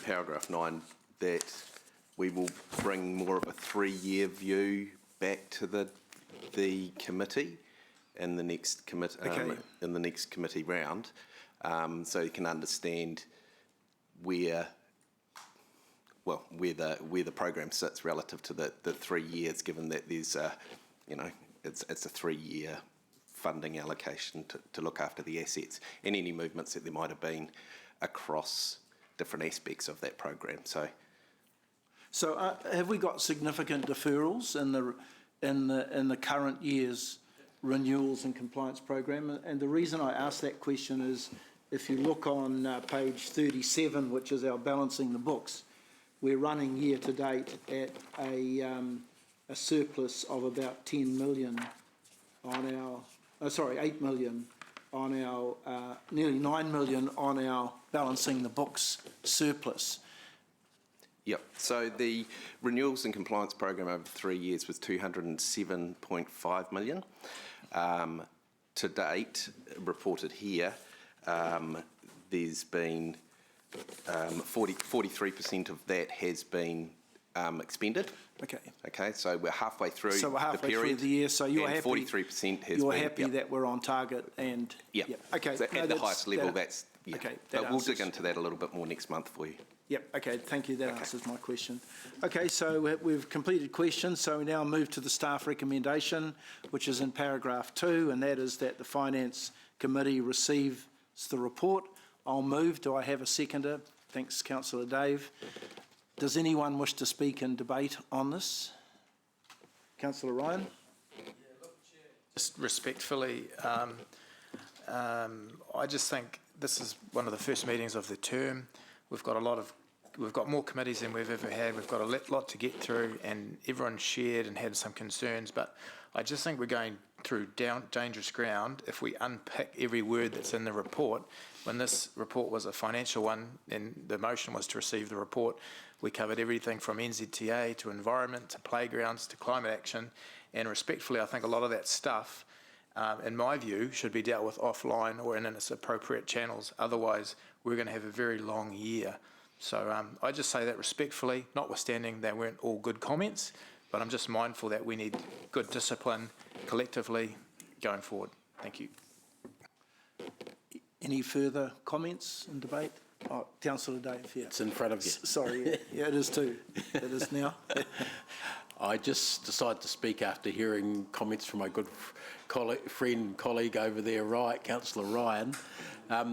I'm mindful of the fact that you have said in the past, Mr Chair, and the Councillor Wilson picked it up this time, that finance is meant to be exciting, and unless we bring in all these extraneous points, it will not remain exciting, and councillors like you will fall asleep, Councillor Ryan. So it's important that we talk about the wider aspects of finance. We'll strike those comments from the record. Mayor Paula. Any comment on that, because I already did before, but I do support Ryan's thrust. We've got Transport Committee, Environment Committee and others where we can really get stuck into the business, and then this is the financial overview. We're not even a third way through the agenda, so it just is a concern. However, and I also support the view that the comments and the questioning is really good, and I'm really pleased to see councillors wanting to understand at that level of detail the business that we're in. So that is not a criticism of that at all. Just in respect to this, just to place it on record that, you know, the savings, the Chief Executive's proposed savings is of key interest to me, as I believe it will be to all members. So my ability, like we said when he offered the 93 million, we want to see at all steps and stages where it came from and what the medium and long-term impacts of where it came from are. And that relates to, you know, deferrals. You talked about the interest and depreciation. That's a benefit. We're a little bit shy of our target, however, this year, so there's going to have to be something slightly more aggressive achieved. What does that mean? Does that mean you answered Sarah's good question about can we therefore spend some of that in the interim on something that might be more pressing, and then then we've still got to find the money later because it's in the plan. So having all of that understanding, I want to track the savings in a clear way that the public can understand, because they're also following this journey. We said we could work more effectively.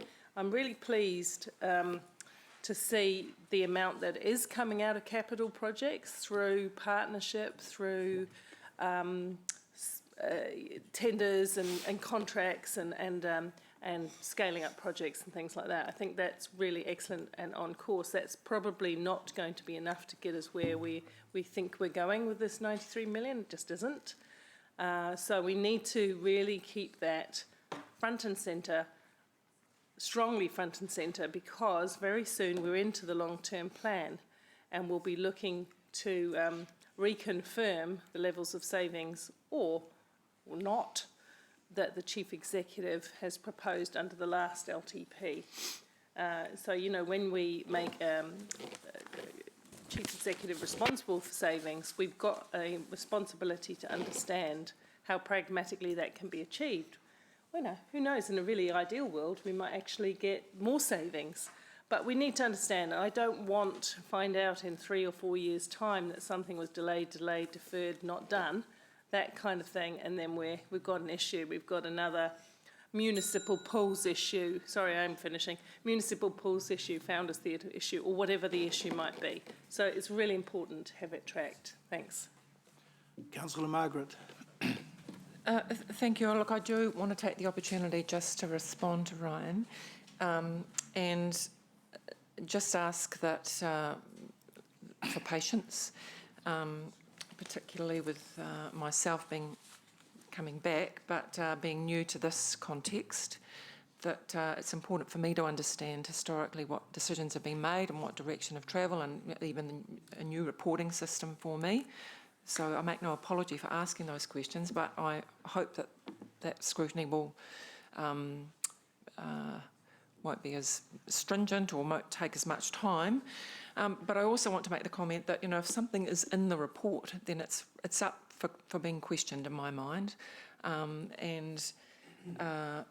If you don't want it to be scrutinised, then don't put it in the report. I think that's our job as councillors. We're there to ask questions, and I make no apology for asking questions, no matter how dumb they might seem. Just that, that the length of report, sometimes too much information is not a good thing.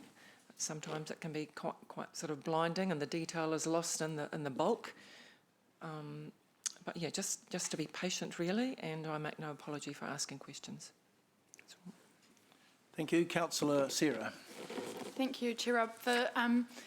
I guess just building on a couple of those comments, the Environment Committee, its two kind of key things that it's working on at the moment are the Climate Action Strategy and a Biodiversity Strategy. And my understanding is that our role is to make sure that these filter through to every aspect of council, that we're really limited in what we can do in a tangible way as the committee, but where that comes to fruition is actually in other committees, and having that cross, I guess, fertilisation and communication. So just wanted to note that actually it is very relevant to all of our decisions that we're making, including in this finance, I guess, world and with our procurement.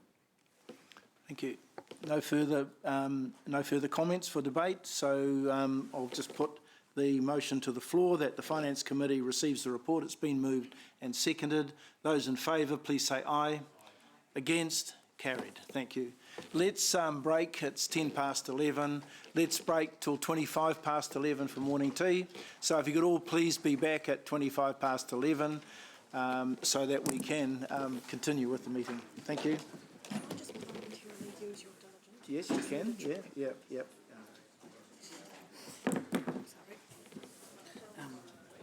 I think also, once they go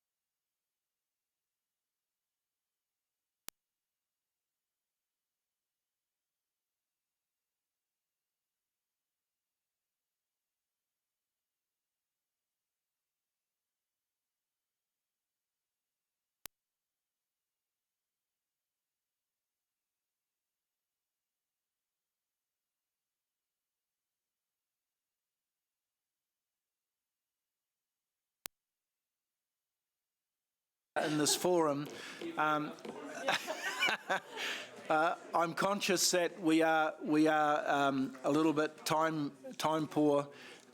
If we haven't completed this meeting by 1 o'clock, we will need to adjourn the meeting so that we can have the special council in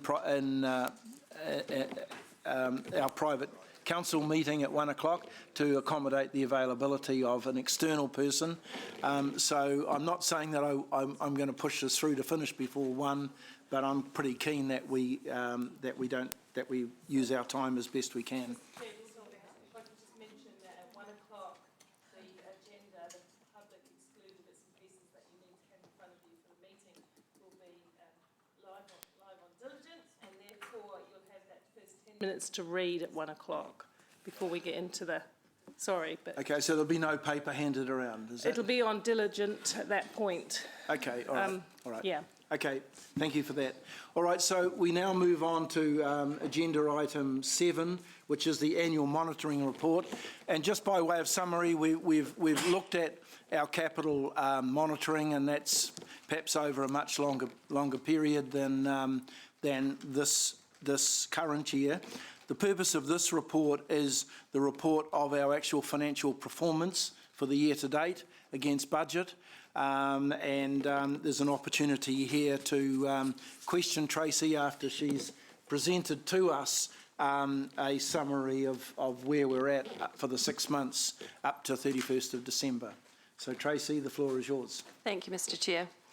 So what I just thought I'd do today, given that we've got a few new council members, is just to walk through each of the different financial results that we report on, just to make sure that everyone's really clear on why we do the different financial strategy key pieces and what they're telling us. So as part of our financial strategy, we report on 3 key financial results. So the first one is our council's accounting result. So these numbers include all of our revenue received during the reporting period, and it also includes all of our expenses during this time. So the accounting result after 6 months for this financial year, we have a surplus of $50.4 million, which is a $16 million favourable surplus. So the majority of this variance is actually our vested assets. So you'll see in paragraph 18 on page 33 of the agenda, this shows a more detail of what that includes. And as you heard in the earlier report, we talked a little bit about what vested assets are and how we get them. The favourability in expenditure is from depreciation, and again we've talked a little bit about that already this morning around the timing of the capital program and any savings that they make in the capital program. The effect of that obviously is that our finance costs become quite favourable. So the second financial result that we concentrate on is council's balancing the books. So the key driver for the financial strategy for council is to ensure that council measures where our everyday revenue that we're collecting, either through rates or fees and charges, and make sure that's covering council's everyday costs. So the result as at December 2019 is that that's $8.7 million favourable against what we were budgeting a deficit of 7.2.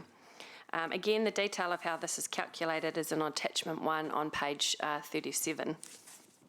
So the main driver for this variance at this point in time is a kind of a technical accounting calculation. So it's to do with the HIF loan that we have got. So it's sort of a 2-part process. Because we haven't obviously done as much in the Peacock project as what we thought and spent as much as we thought, we obviously haven't needed to borrow that money. One of the accounting things that we need to do is fair value that, which essentially puts revenue on into our profit and loss statement. So if you work backwards from that, we haven't needed it, we haven't borrowed it, so I can't take the revenue for that. So it's a pure accounting type calculation, and it's not a bad thing, it's just a thing. So obviously it's timing, and as we go through and we spend the money, which means that we then borrow the money, we'll get that fair value calculation come through in the revenue. The year-end forecast, so one of the things we try and do is forecast what the result is going to be at the end of the year. So we're still working on that. As we talked a little bit about earlier on, we have just put in a new accounting system. So we're just working on and making sure we can get some reports that can look at what that June balance is going to be. So, and the other point I just wanted to make as well, just for today, is just to be really careful when you are reviewing some of these activity statements that we've got that start on page 38. In some cases, you'll see obviously that we have got expenditure that is over budget. You'll also find we probably also have revenue that's also over budget that will offset it. So, for example, in the pools, we obviously, because it's summertime, we brought on more staff, so obviously personnel is over, but you'll also see the revenue reflects that because obviously we had more people coming through and paying. So just to be careful that sometimes that you can't isolate the revenue and the expenses. So this month, or for the December 19, we're reporting no emerging issues. And just around our net debt, again, talked about quite a bit already this morning around what our debt looks like and why that's so low. So obviously our starting point for the beginning of the year because of the June 19 balance was favourable, so that takes us through already has been favourable. With fees and charges, as you can see, is already favourable this year, and obviously DCs, and that's all cash, so that obviously goes towards our net debt calculation, and as well as obviously the capital program. So, as the Chair alluded to, I will try and take any questions, and I just want to reinforce the fact that if anyone does want to come and ask some more technical kind of questions on a one-on-one, then I'm more than happy to do that as well. Thanks, Tracy. Councillor Mark, questions? So with regards to the peacocks, us not going as fast as we thought, is that significant enough to alter that debt threshold that we should be, we should be worried about it? Because I take it that all those blue graphs that were getting very close to the ceiling, they'll be deferred basically a year or so? So when you get to Christie's report and what those graphs that you're talking about, that's right, that's in the next report, but we've taken that into consideration, so that's her report shows that they're in there. So if they've deferred them till next year, her report has it and shows it as it's been spent in next year. So all of the capital deferrals that you've heard about earlier on, wherever they've said that they're going to do them, that's what flows through into Christie's graphs, into the debt and the net debt and things like that. So they don't get pulled out, they just get shifted, which is why when we're looking at the whole 10 years, we need to understand what that means. So, and that's something to be really careful of when you are reviewing things and look at this year in isolation and kind of go, it's looking really great, we're favourable, we're not spending our money. Chances are it's pure timing and it all just shifts. So what we have to be really careful of is making sure that we're constantly looking outwards, because as part of the L2P, you'll remember that it was really close when it came out into sort of, I think, year 4 or 5. Yeah. So we obviously, that's what we're monitoring to make sure that we don't breach further out. Yeah, that's what, the reason I was asking, because it'll determine our appetite in the next LTB discussions. That's right. Yeah, okay. Yep. Two things just to add to Tracy's comments is, no, it doesn't breach. The next report will show that, transferring the deferrals of 92 million doesn't breach our limits. Right. And the second thing is we can only spend cash once, so it's not like, even though it's in our plan and it's not spent this year and it's spent next year, we've already planned to spend that cash, right, no matter what the timing is. Okay, thank you. Thanks, Rob. Thank you. Yes, Councillor Ewan. Thanks, Chair Rob. This may be one of those Mark Bunting's silly questions. Never. Well, I thought since you owned the branding, I would give recognition to it. I just want to talk about net debt for a minute and confirm whether the $49 million of endowment fund is somehow recognised as a debt back to that endowment fund. So if the endowment fund is off being used and is buying an asset, we would clearly list that asset as an asset, a physical asset. But if we sell that asset and the cash flows back into the city, coffers, and currently our policy, which I'm going to talk about later, is to pay that debt off, then that shows a reduction of our overall debt. But I don't see where it's recognised as a debt back to the endowment fund. And so I'm just interested in your explanation. I can offer a little bit of an answer on this, and that is I've asked the Chief Executive, because I'm getting mixed messages about how this has been reported. It was reported quite differently in the accounts when I became a councillor back in 2013 to the way that I think it is being reported now. And so I have asked, following the discussion we had at the council meeting, was it last week? I've asked the Chief Executive to either to get something together to bring back to a briefing or through your committee with Ryan, so that we can get a clear understanding of what legal obligations we have under the endowment. There's an act that says, a government act that says that how we record and how we manage it, and whether or not we're compliant, and how that fund could be reactivated in future if that was the desire of this council. So I can answer that. Oh, yes, that's great. Yep. So there's two parts to it. So yes, we still have the reserves in the endowment fund. It still sits on our balance sheet. We still report on it, and it's here and quite visible. So it's around.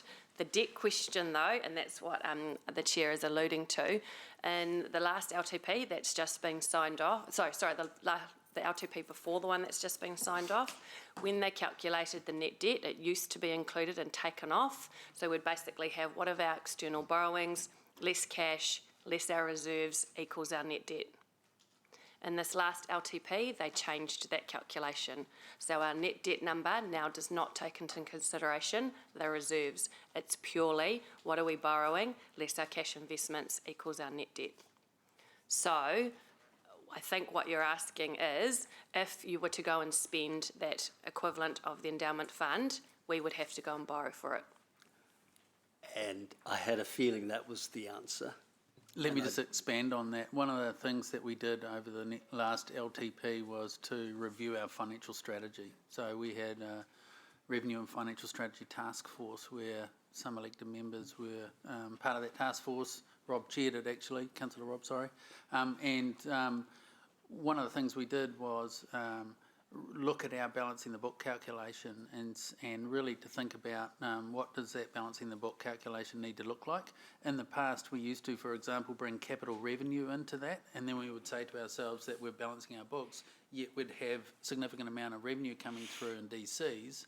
That was actually, the purpose of DCs is to repay debt. So council, so through that task force, it was put to full council, who approved it, to adopt the LGFA's calculation on balancing the books, given that the LGFA was where we borrowed our money from, and it was the LGFA's 250% debt to revenue limit that we were pegging ourselves to, even though we went to a self-imposed 230% limit. We wanted that extra 20 percentage points to be for a rainy day, a civil defence emergency, shall we say. So we aligned ourselves to the LGFA balancing the books calculation. Now, one of the things that we could do was to, as Tracy's alluded, council could make a decision to say, let's modify our debt to revenue calculation to exclude those reserves, but that would be a decision of council. And a subsequent question, if we were to do that in regards to the endowment fund, we will have already breached our ratio, would we not? No. No, we would be... We would come close to, we would have to do the work. We'd have to do the work to say, if we excluded the endowment fund reserve from our calculations for our debt to revenue, what would that look like? Right. And remembering I would still physically have to go and borrow that money to be able to go and do that piece of work. Look, thank you, Mr Chair. I know Chair Ryan has also asked, and we've got some information on the endowment fund. It looks like you're looking from a financial reporting aspect. I look forward to the day when we actually get absolute optics on this, and we tie all the threads together, including our legislative obligations, because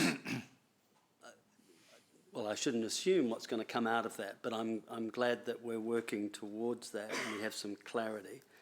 I'm hopeful that we will get one report rather than me getting a report that looks at it from the financial aspect and your committee getting a report that might be similar but perhaps focused differently. Yes, because the spirit of the endowment fund, I don't know if it's being used.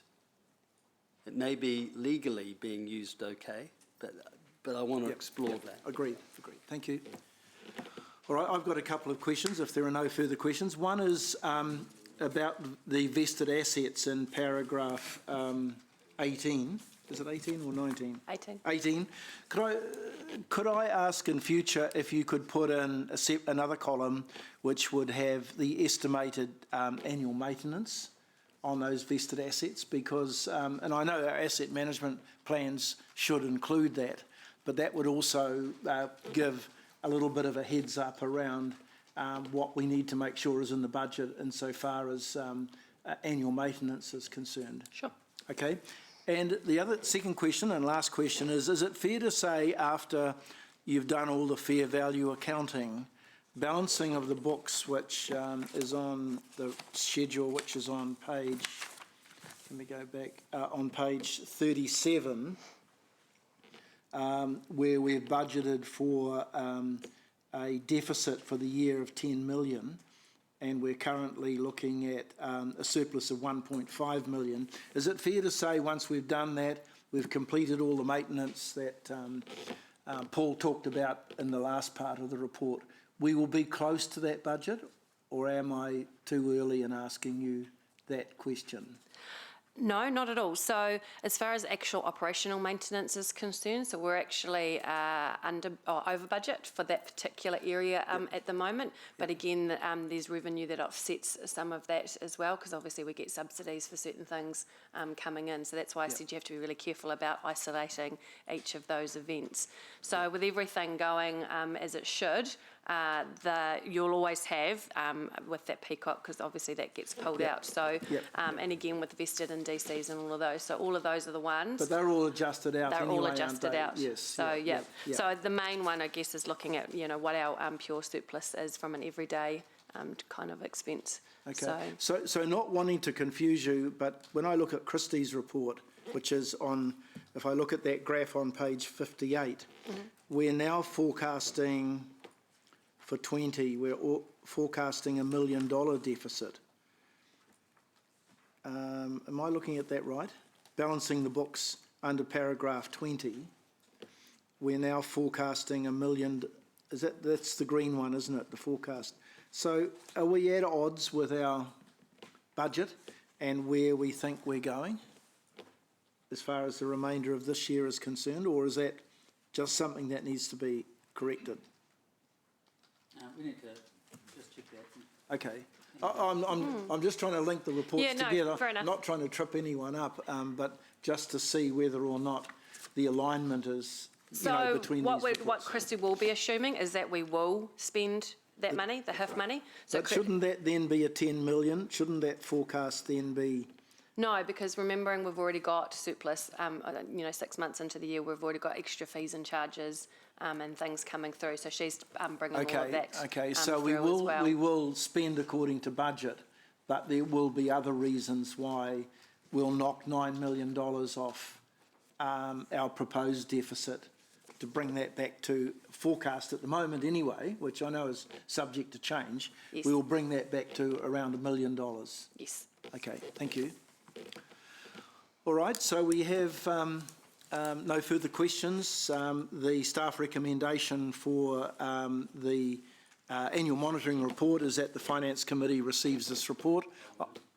sorry, thank you, Councillor Ewan. We'll move. Do I have a seconder? Councillor Maxine. Does anyone wish to speak in debate?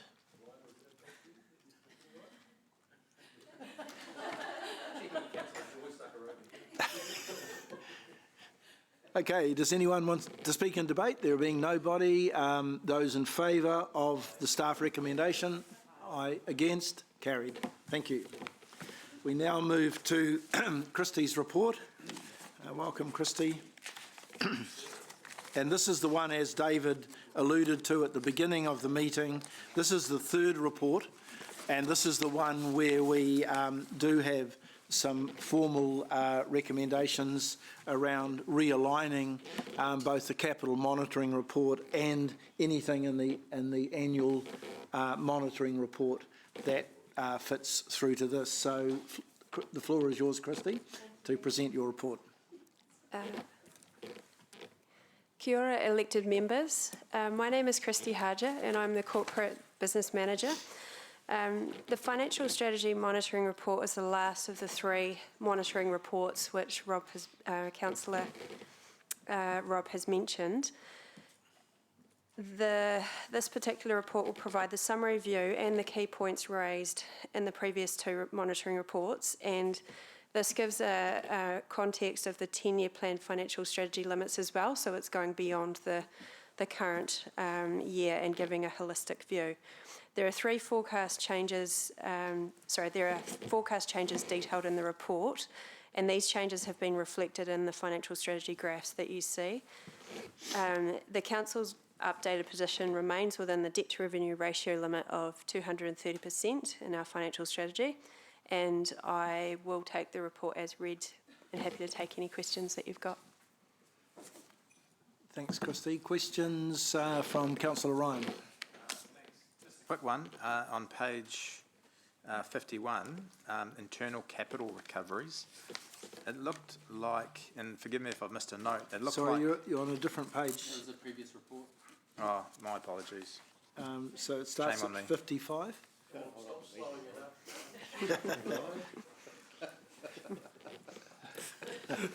Okay. Councillor Ewan. Thank you, Councillor Rob. If I could just turn everyone's attention to page 56, and under item 7C, which says our financial strategy is to create surpluses to repay debt. When and where do we get the opportunity to review our current policy on debt repayment? Because if I understand correctly, both our current policy says any asset that is sold must go to pay debt. I know there's an exception, so I'm just wondering, where do I raise this issue in terms of general policy, and is it in this area? Yeah, so the exception is the endowment fund, of course. So you heard that at the last council meeting. So the guiding principle to the proceeds of asset sales to repay debt is held in our revenue and financing policy, and so that's a policy that gets reviewed in full every LTP, every 3 years. But in saying that, at any stage, elected members with the sale of an asset can choose to, because it's a guiding principle, it's not a hard principle, elected members can choose to not repay debt and to use those funds for something else. So you'll get an opportunity to have input into the financial strategy when we go through that later this year, so in the coming months. So you'll be able to make comment about that guiding principle of using asset sales to repay debt. But if that's not soon enough for you, I'm just letting you know that at any stage you can, as a council, decide to not use those funds to repay debt and use it for something else. Okay, so I'm comforted by that.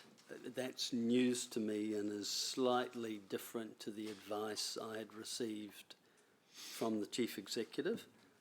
So I'm comforted by what you've just said, that in fact it wouldn't necessitate this chamber to change the policy. You're saying every time Council has the authority. has the authority at that time when that asset came to decide whether we sell it or not. Yep. We could at that Yep. same moment. Thank you. Because it's a council policy, you council have the right to deviate from it. Perfect. Thank you. Thank you. Any further questions?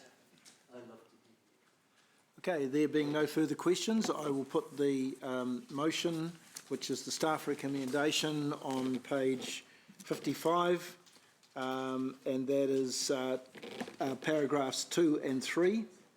And I'll put those together unless anyone has any reason to object to that.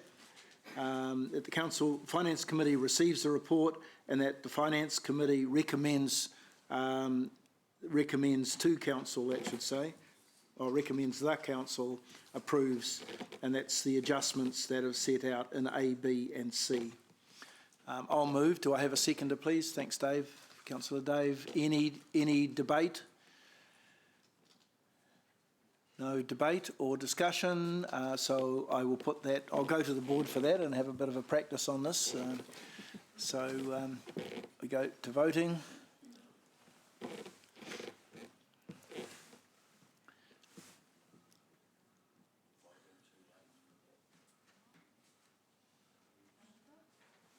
Who hasn't voted? But the card's out. Do it again? Yep.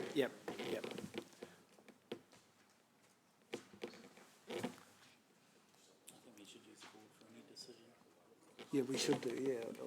The motion is carried unanimously. So carried, thank you. All right, so let's move on now to report number 8.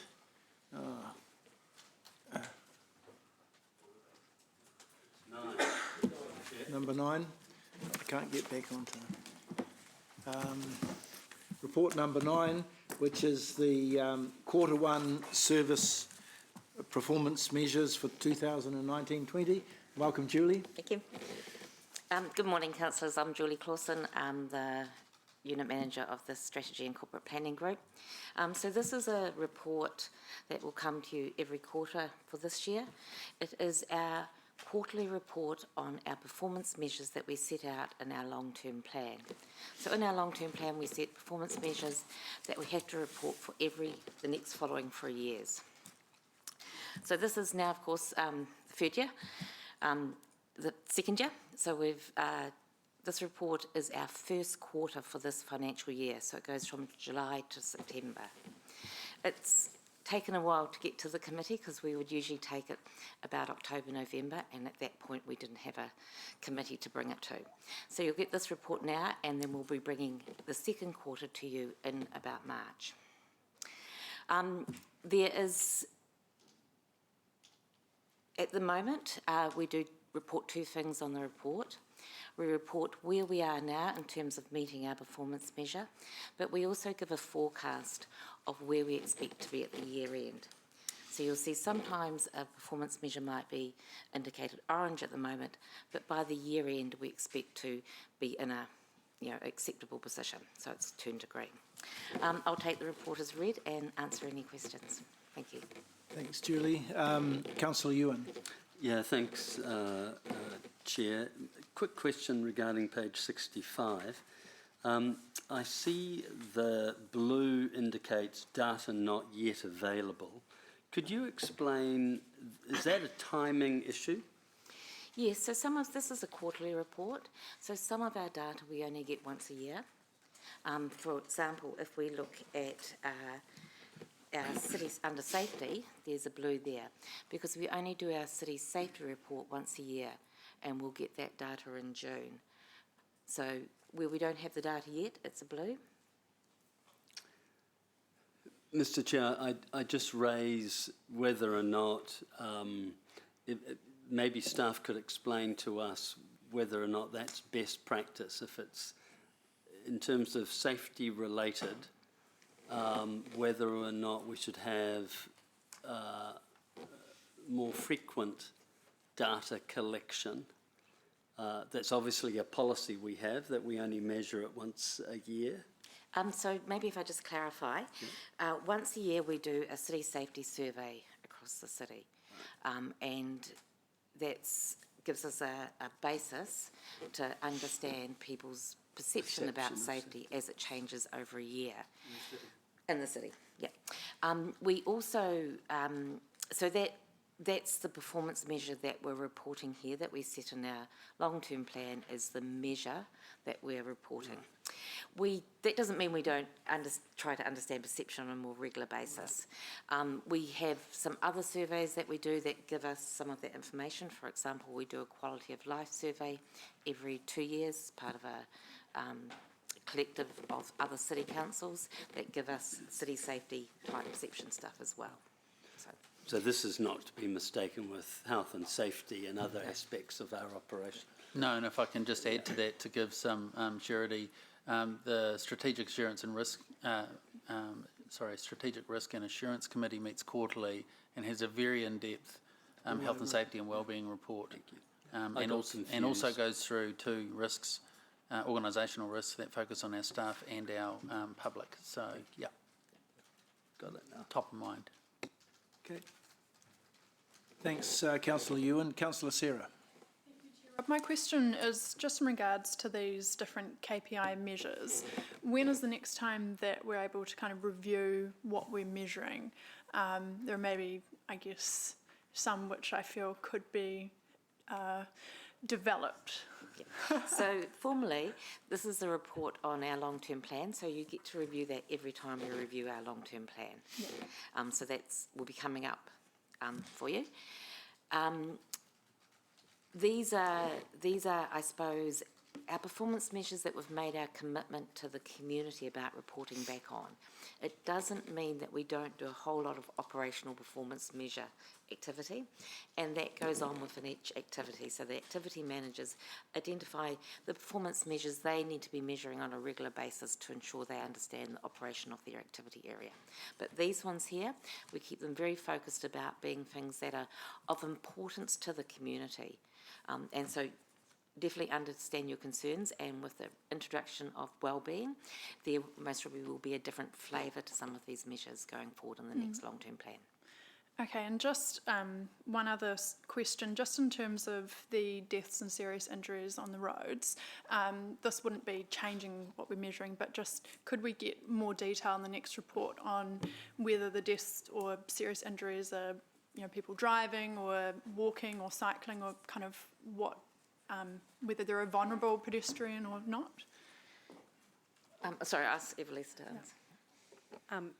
Yes, absolutely. That's also reported through into the Infrastructure Operations Committee under our Vision Zero. So we can merge the two together. It's just making sure that we get the right level of information that you require to ensure that LTP non-performance measures are met.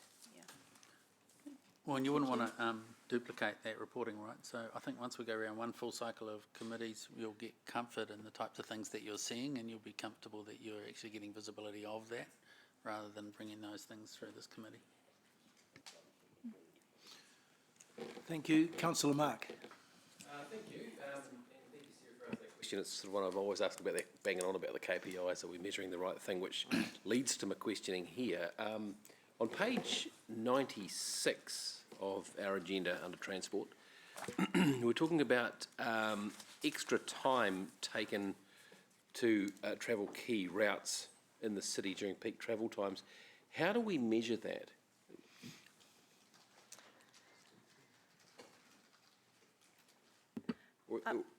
So I can answer that. Where that's measured using Bluetooth devices on particular routes in terms of travelling a vehicle, timing, how long it takes to get from point A to point B. Okay. All right, so obviously this data set finished, or well, in fact we haven't got the data yet anyway, so we're expecting, for example, with the Bryce Street and Ward Street and congestion for things to be pretty hairy. We're not expecting a great colour. Evelise, do you want to... Yes, that will still be, if there are anomalies in terms of the data at that point, then we can actually determine those, and we would note those in the performance measures if there was some type of road closure that may have prolonged, so that we actually don't skew the data that we have in terms of that. We'd also try and do the data at a time where it actually remained consistent across the reporting timeframe, so we eliminated those anomalies. It seems like a really broad measure here, no more than 50%. Which routes are we monitoring? So you're getting into a little bit more detail in terms of, we have the metadata. I can actually email that through if, or send elected members an update on that in terms of that particular item. Okay. Just on that same page too, is a small wording thing, the number of cyclists biking into the central city. I assume that's per day? We may need to include that in the wording, Julie. Thank you. Is that right? And page 91, this is we've got a wee red dot there with the number of abatement notices. The fact that we didn't have any notices issued means we actually kind of failed, is that right? So that's a good thing, it's a good failure. Evelyn? Sorry, Evelyn. Yes, absolutely a good target to have 0 issued. Yeah, great. Okay, thank you. Means Thank you. we're doing well. Councillor Kish. Couple of questions. What do we know the percentage of residents who answer the survey? What's the sample size? For which the, survey? For the service performance measures. Oh, so these are measured in different ways, so they're not a resident survey. So most of there's a mixture of, every performance measure has a nominated way that we're going to measure it. So for example, some of them in the first, if you look at on page 67, the ones there about what Hamiltons think about our cities, that's measured through our quality of life survey. And so that is a representative sample. It's an independent survey run by Nielsen. Whereas other ones, like the one Evelisa was just talking about, travel times, that is a data count. Yeah. So every performance measure has a way that it's going to be measured. Yeah. Got you. And and how or when do we review the way we're receiving this data? When do we review? Are we engaging in the best way? So we set these performance measures every 3 years when we do our long-term plan, and that's the time then that we look and go, is this what's generally called a SMART measure? So is it something that we can measure well and be able to report on it with confidence? So that also drives why we have some performance measures and not others. So we only want to put performance measures in that we can tell the story about with confidence. Not the right result, but we can actually make sure we're really clear about what we're measuring. So every 3 years. And that's when we look at new technologies and new ways of measuring data? Yes. And we do that constantly. We have different ways where we're trying to engage with our communities and understand their perceptions on our services and the things that we deliver. Cool, thank you. Thanks, Councillor. And I've just got one question, Julie, and that is the graph in paragraph 10, there's one measure of citywide. Yes. And that isn't referred to in the detailed appendix. Can you just explain briefly what citywide is, or what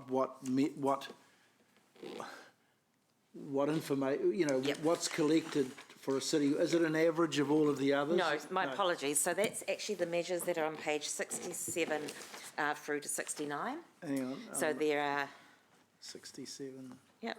So there's one about what Hamiltonians think of our city, so the people who think it's a great place to live and how proud they feel, and then we've got a couple of others there as well. So it's just really in the heading, the information is there. We'll correct that. Okay. And there's quite a big area in that one of needs action. Is that, what do we, when you say it needs action, what does that, how do we respond to that in terms of actioning it? So there's two measures there that are identified as yellow, which needs action. So the first one is... Is it orange? Or yep, so if you look on page 68... Okay, yep. There's the one about GDP. When we set this measure back in the last term plan, in our wording, we use the wording growth of GDP above a target of 3.1. Okay. What we most really meant to say was growth in GDP, ongoing growth, not necessarily above the 3.1 because that was our current position. Right, okay. So we sort of backed ourselves into a corner a little bit with that one. And so our current growth is 2.6. That is still above New Zealand's national growth, so it's not a bad result. But because we didn't get our wording quite right, and these are audited by Audit New Zealand, so we have to comply with our wording. So we set the bar too high. We set by a wording. By A slip of a way word, wording, we set the bar too high. The second one is the measure about how positively we're rated when in terms of ease of doing business with, which is on page 69. We set the bar at 55%. At the moment, that's sitting around 50%. This is a really interesting measure. We get the information for this measure by asking the people, how did we do? You might have seen downstairs in customer services, the iPads and stuff. So when people interact with us, we ask them, how did we do in terms of meeting your needs? And so it's either through their iPad or where we're dealing with businesses or individuals where we have their contact details, we send them an email link to the survey. So this, we've been expanding the number of business areas that we are asking these questions of. We've now incorporated some of the regulatory functions in terms of building controls now included in that measure. We've now got our liquor licensing in there. Our dog control has just rolled in as well. So even though the result's a little bit lower than we set, it's most probably a really positive thing that we're actually getting more information about what people think, and then the teams are picking that up and looking at that information and working about how can we make our services better. Thank you. Yep. Yeah, it's Councillor Dave. Yeah, thanks. Just to follow that, when I hear you describing, Julie, where you're surveying people, it's like, okay, that's a survey of the computer literate. When are we, I think the dog control one would be one I would have suggested. That's good because you'll get people, much more general public there. And I'm wondering if you should be, at some stage, do a sort of a quality control test survey into the general community, people not people that only have cell phones, for instance, or in person at some community events, because I suspect it mightn't be quite as high there. It may not be negative, but the results may be more neutral because they don't have a relationship with council. So just to test the difference, because I'm not sure that as a councillor I should trust who bothers to fill in one of those awful bloody iPad questionnaires that they have, like you have to sign in at different companies and things like that drive you wild. I mean, I would run a mile, and I'm relatively computer literate. Yeah. So that's a really good point. Thank you, Councillor McPherson, and we'll take that on board. This survey in particular is focused on asking people who have experienced our services.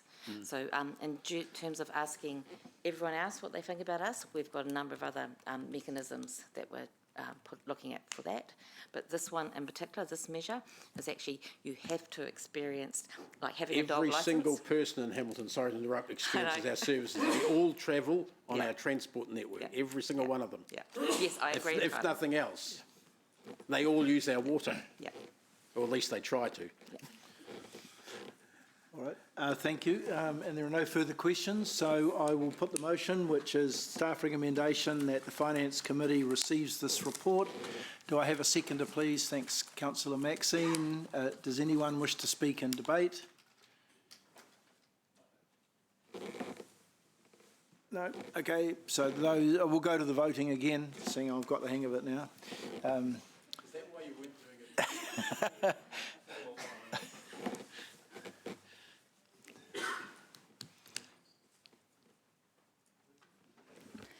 The motion is carried unanimously. Thank you. Right, thanks, Julie. So let's move now to a resolution to exclude the public. I will so move. Councillor Bunting will second.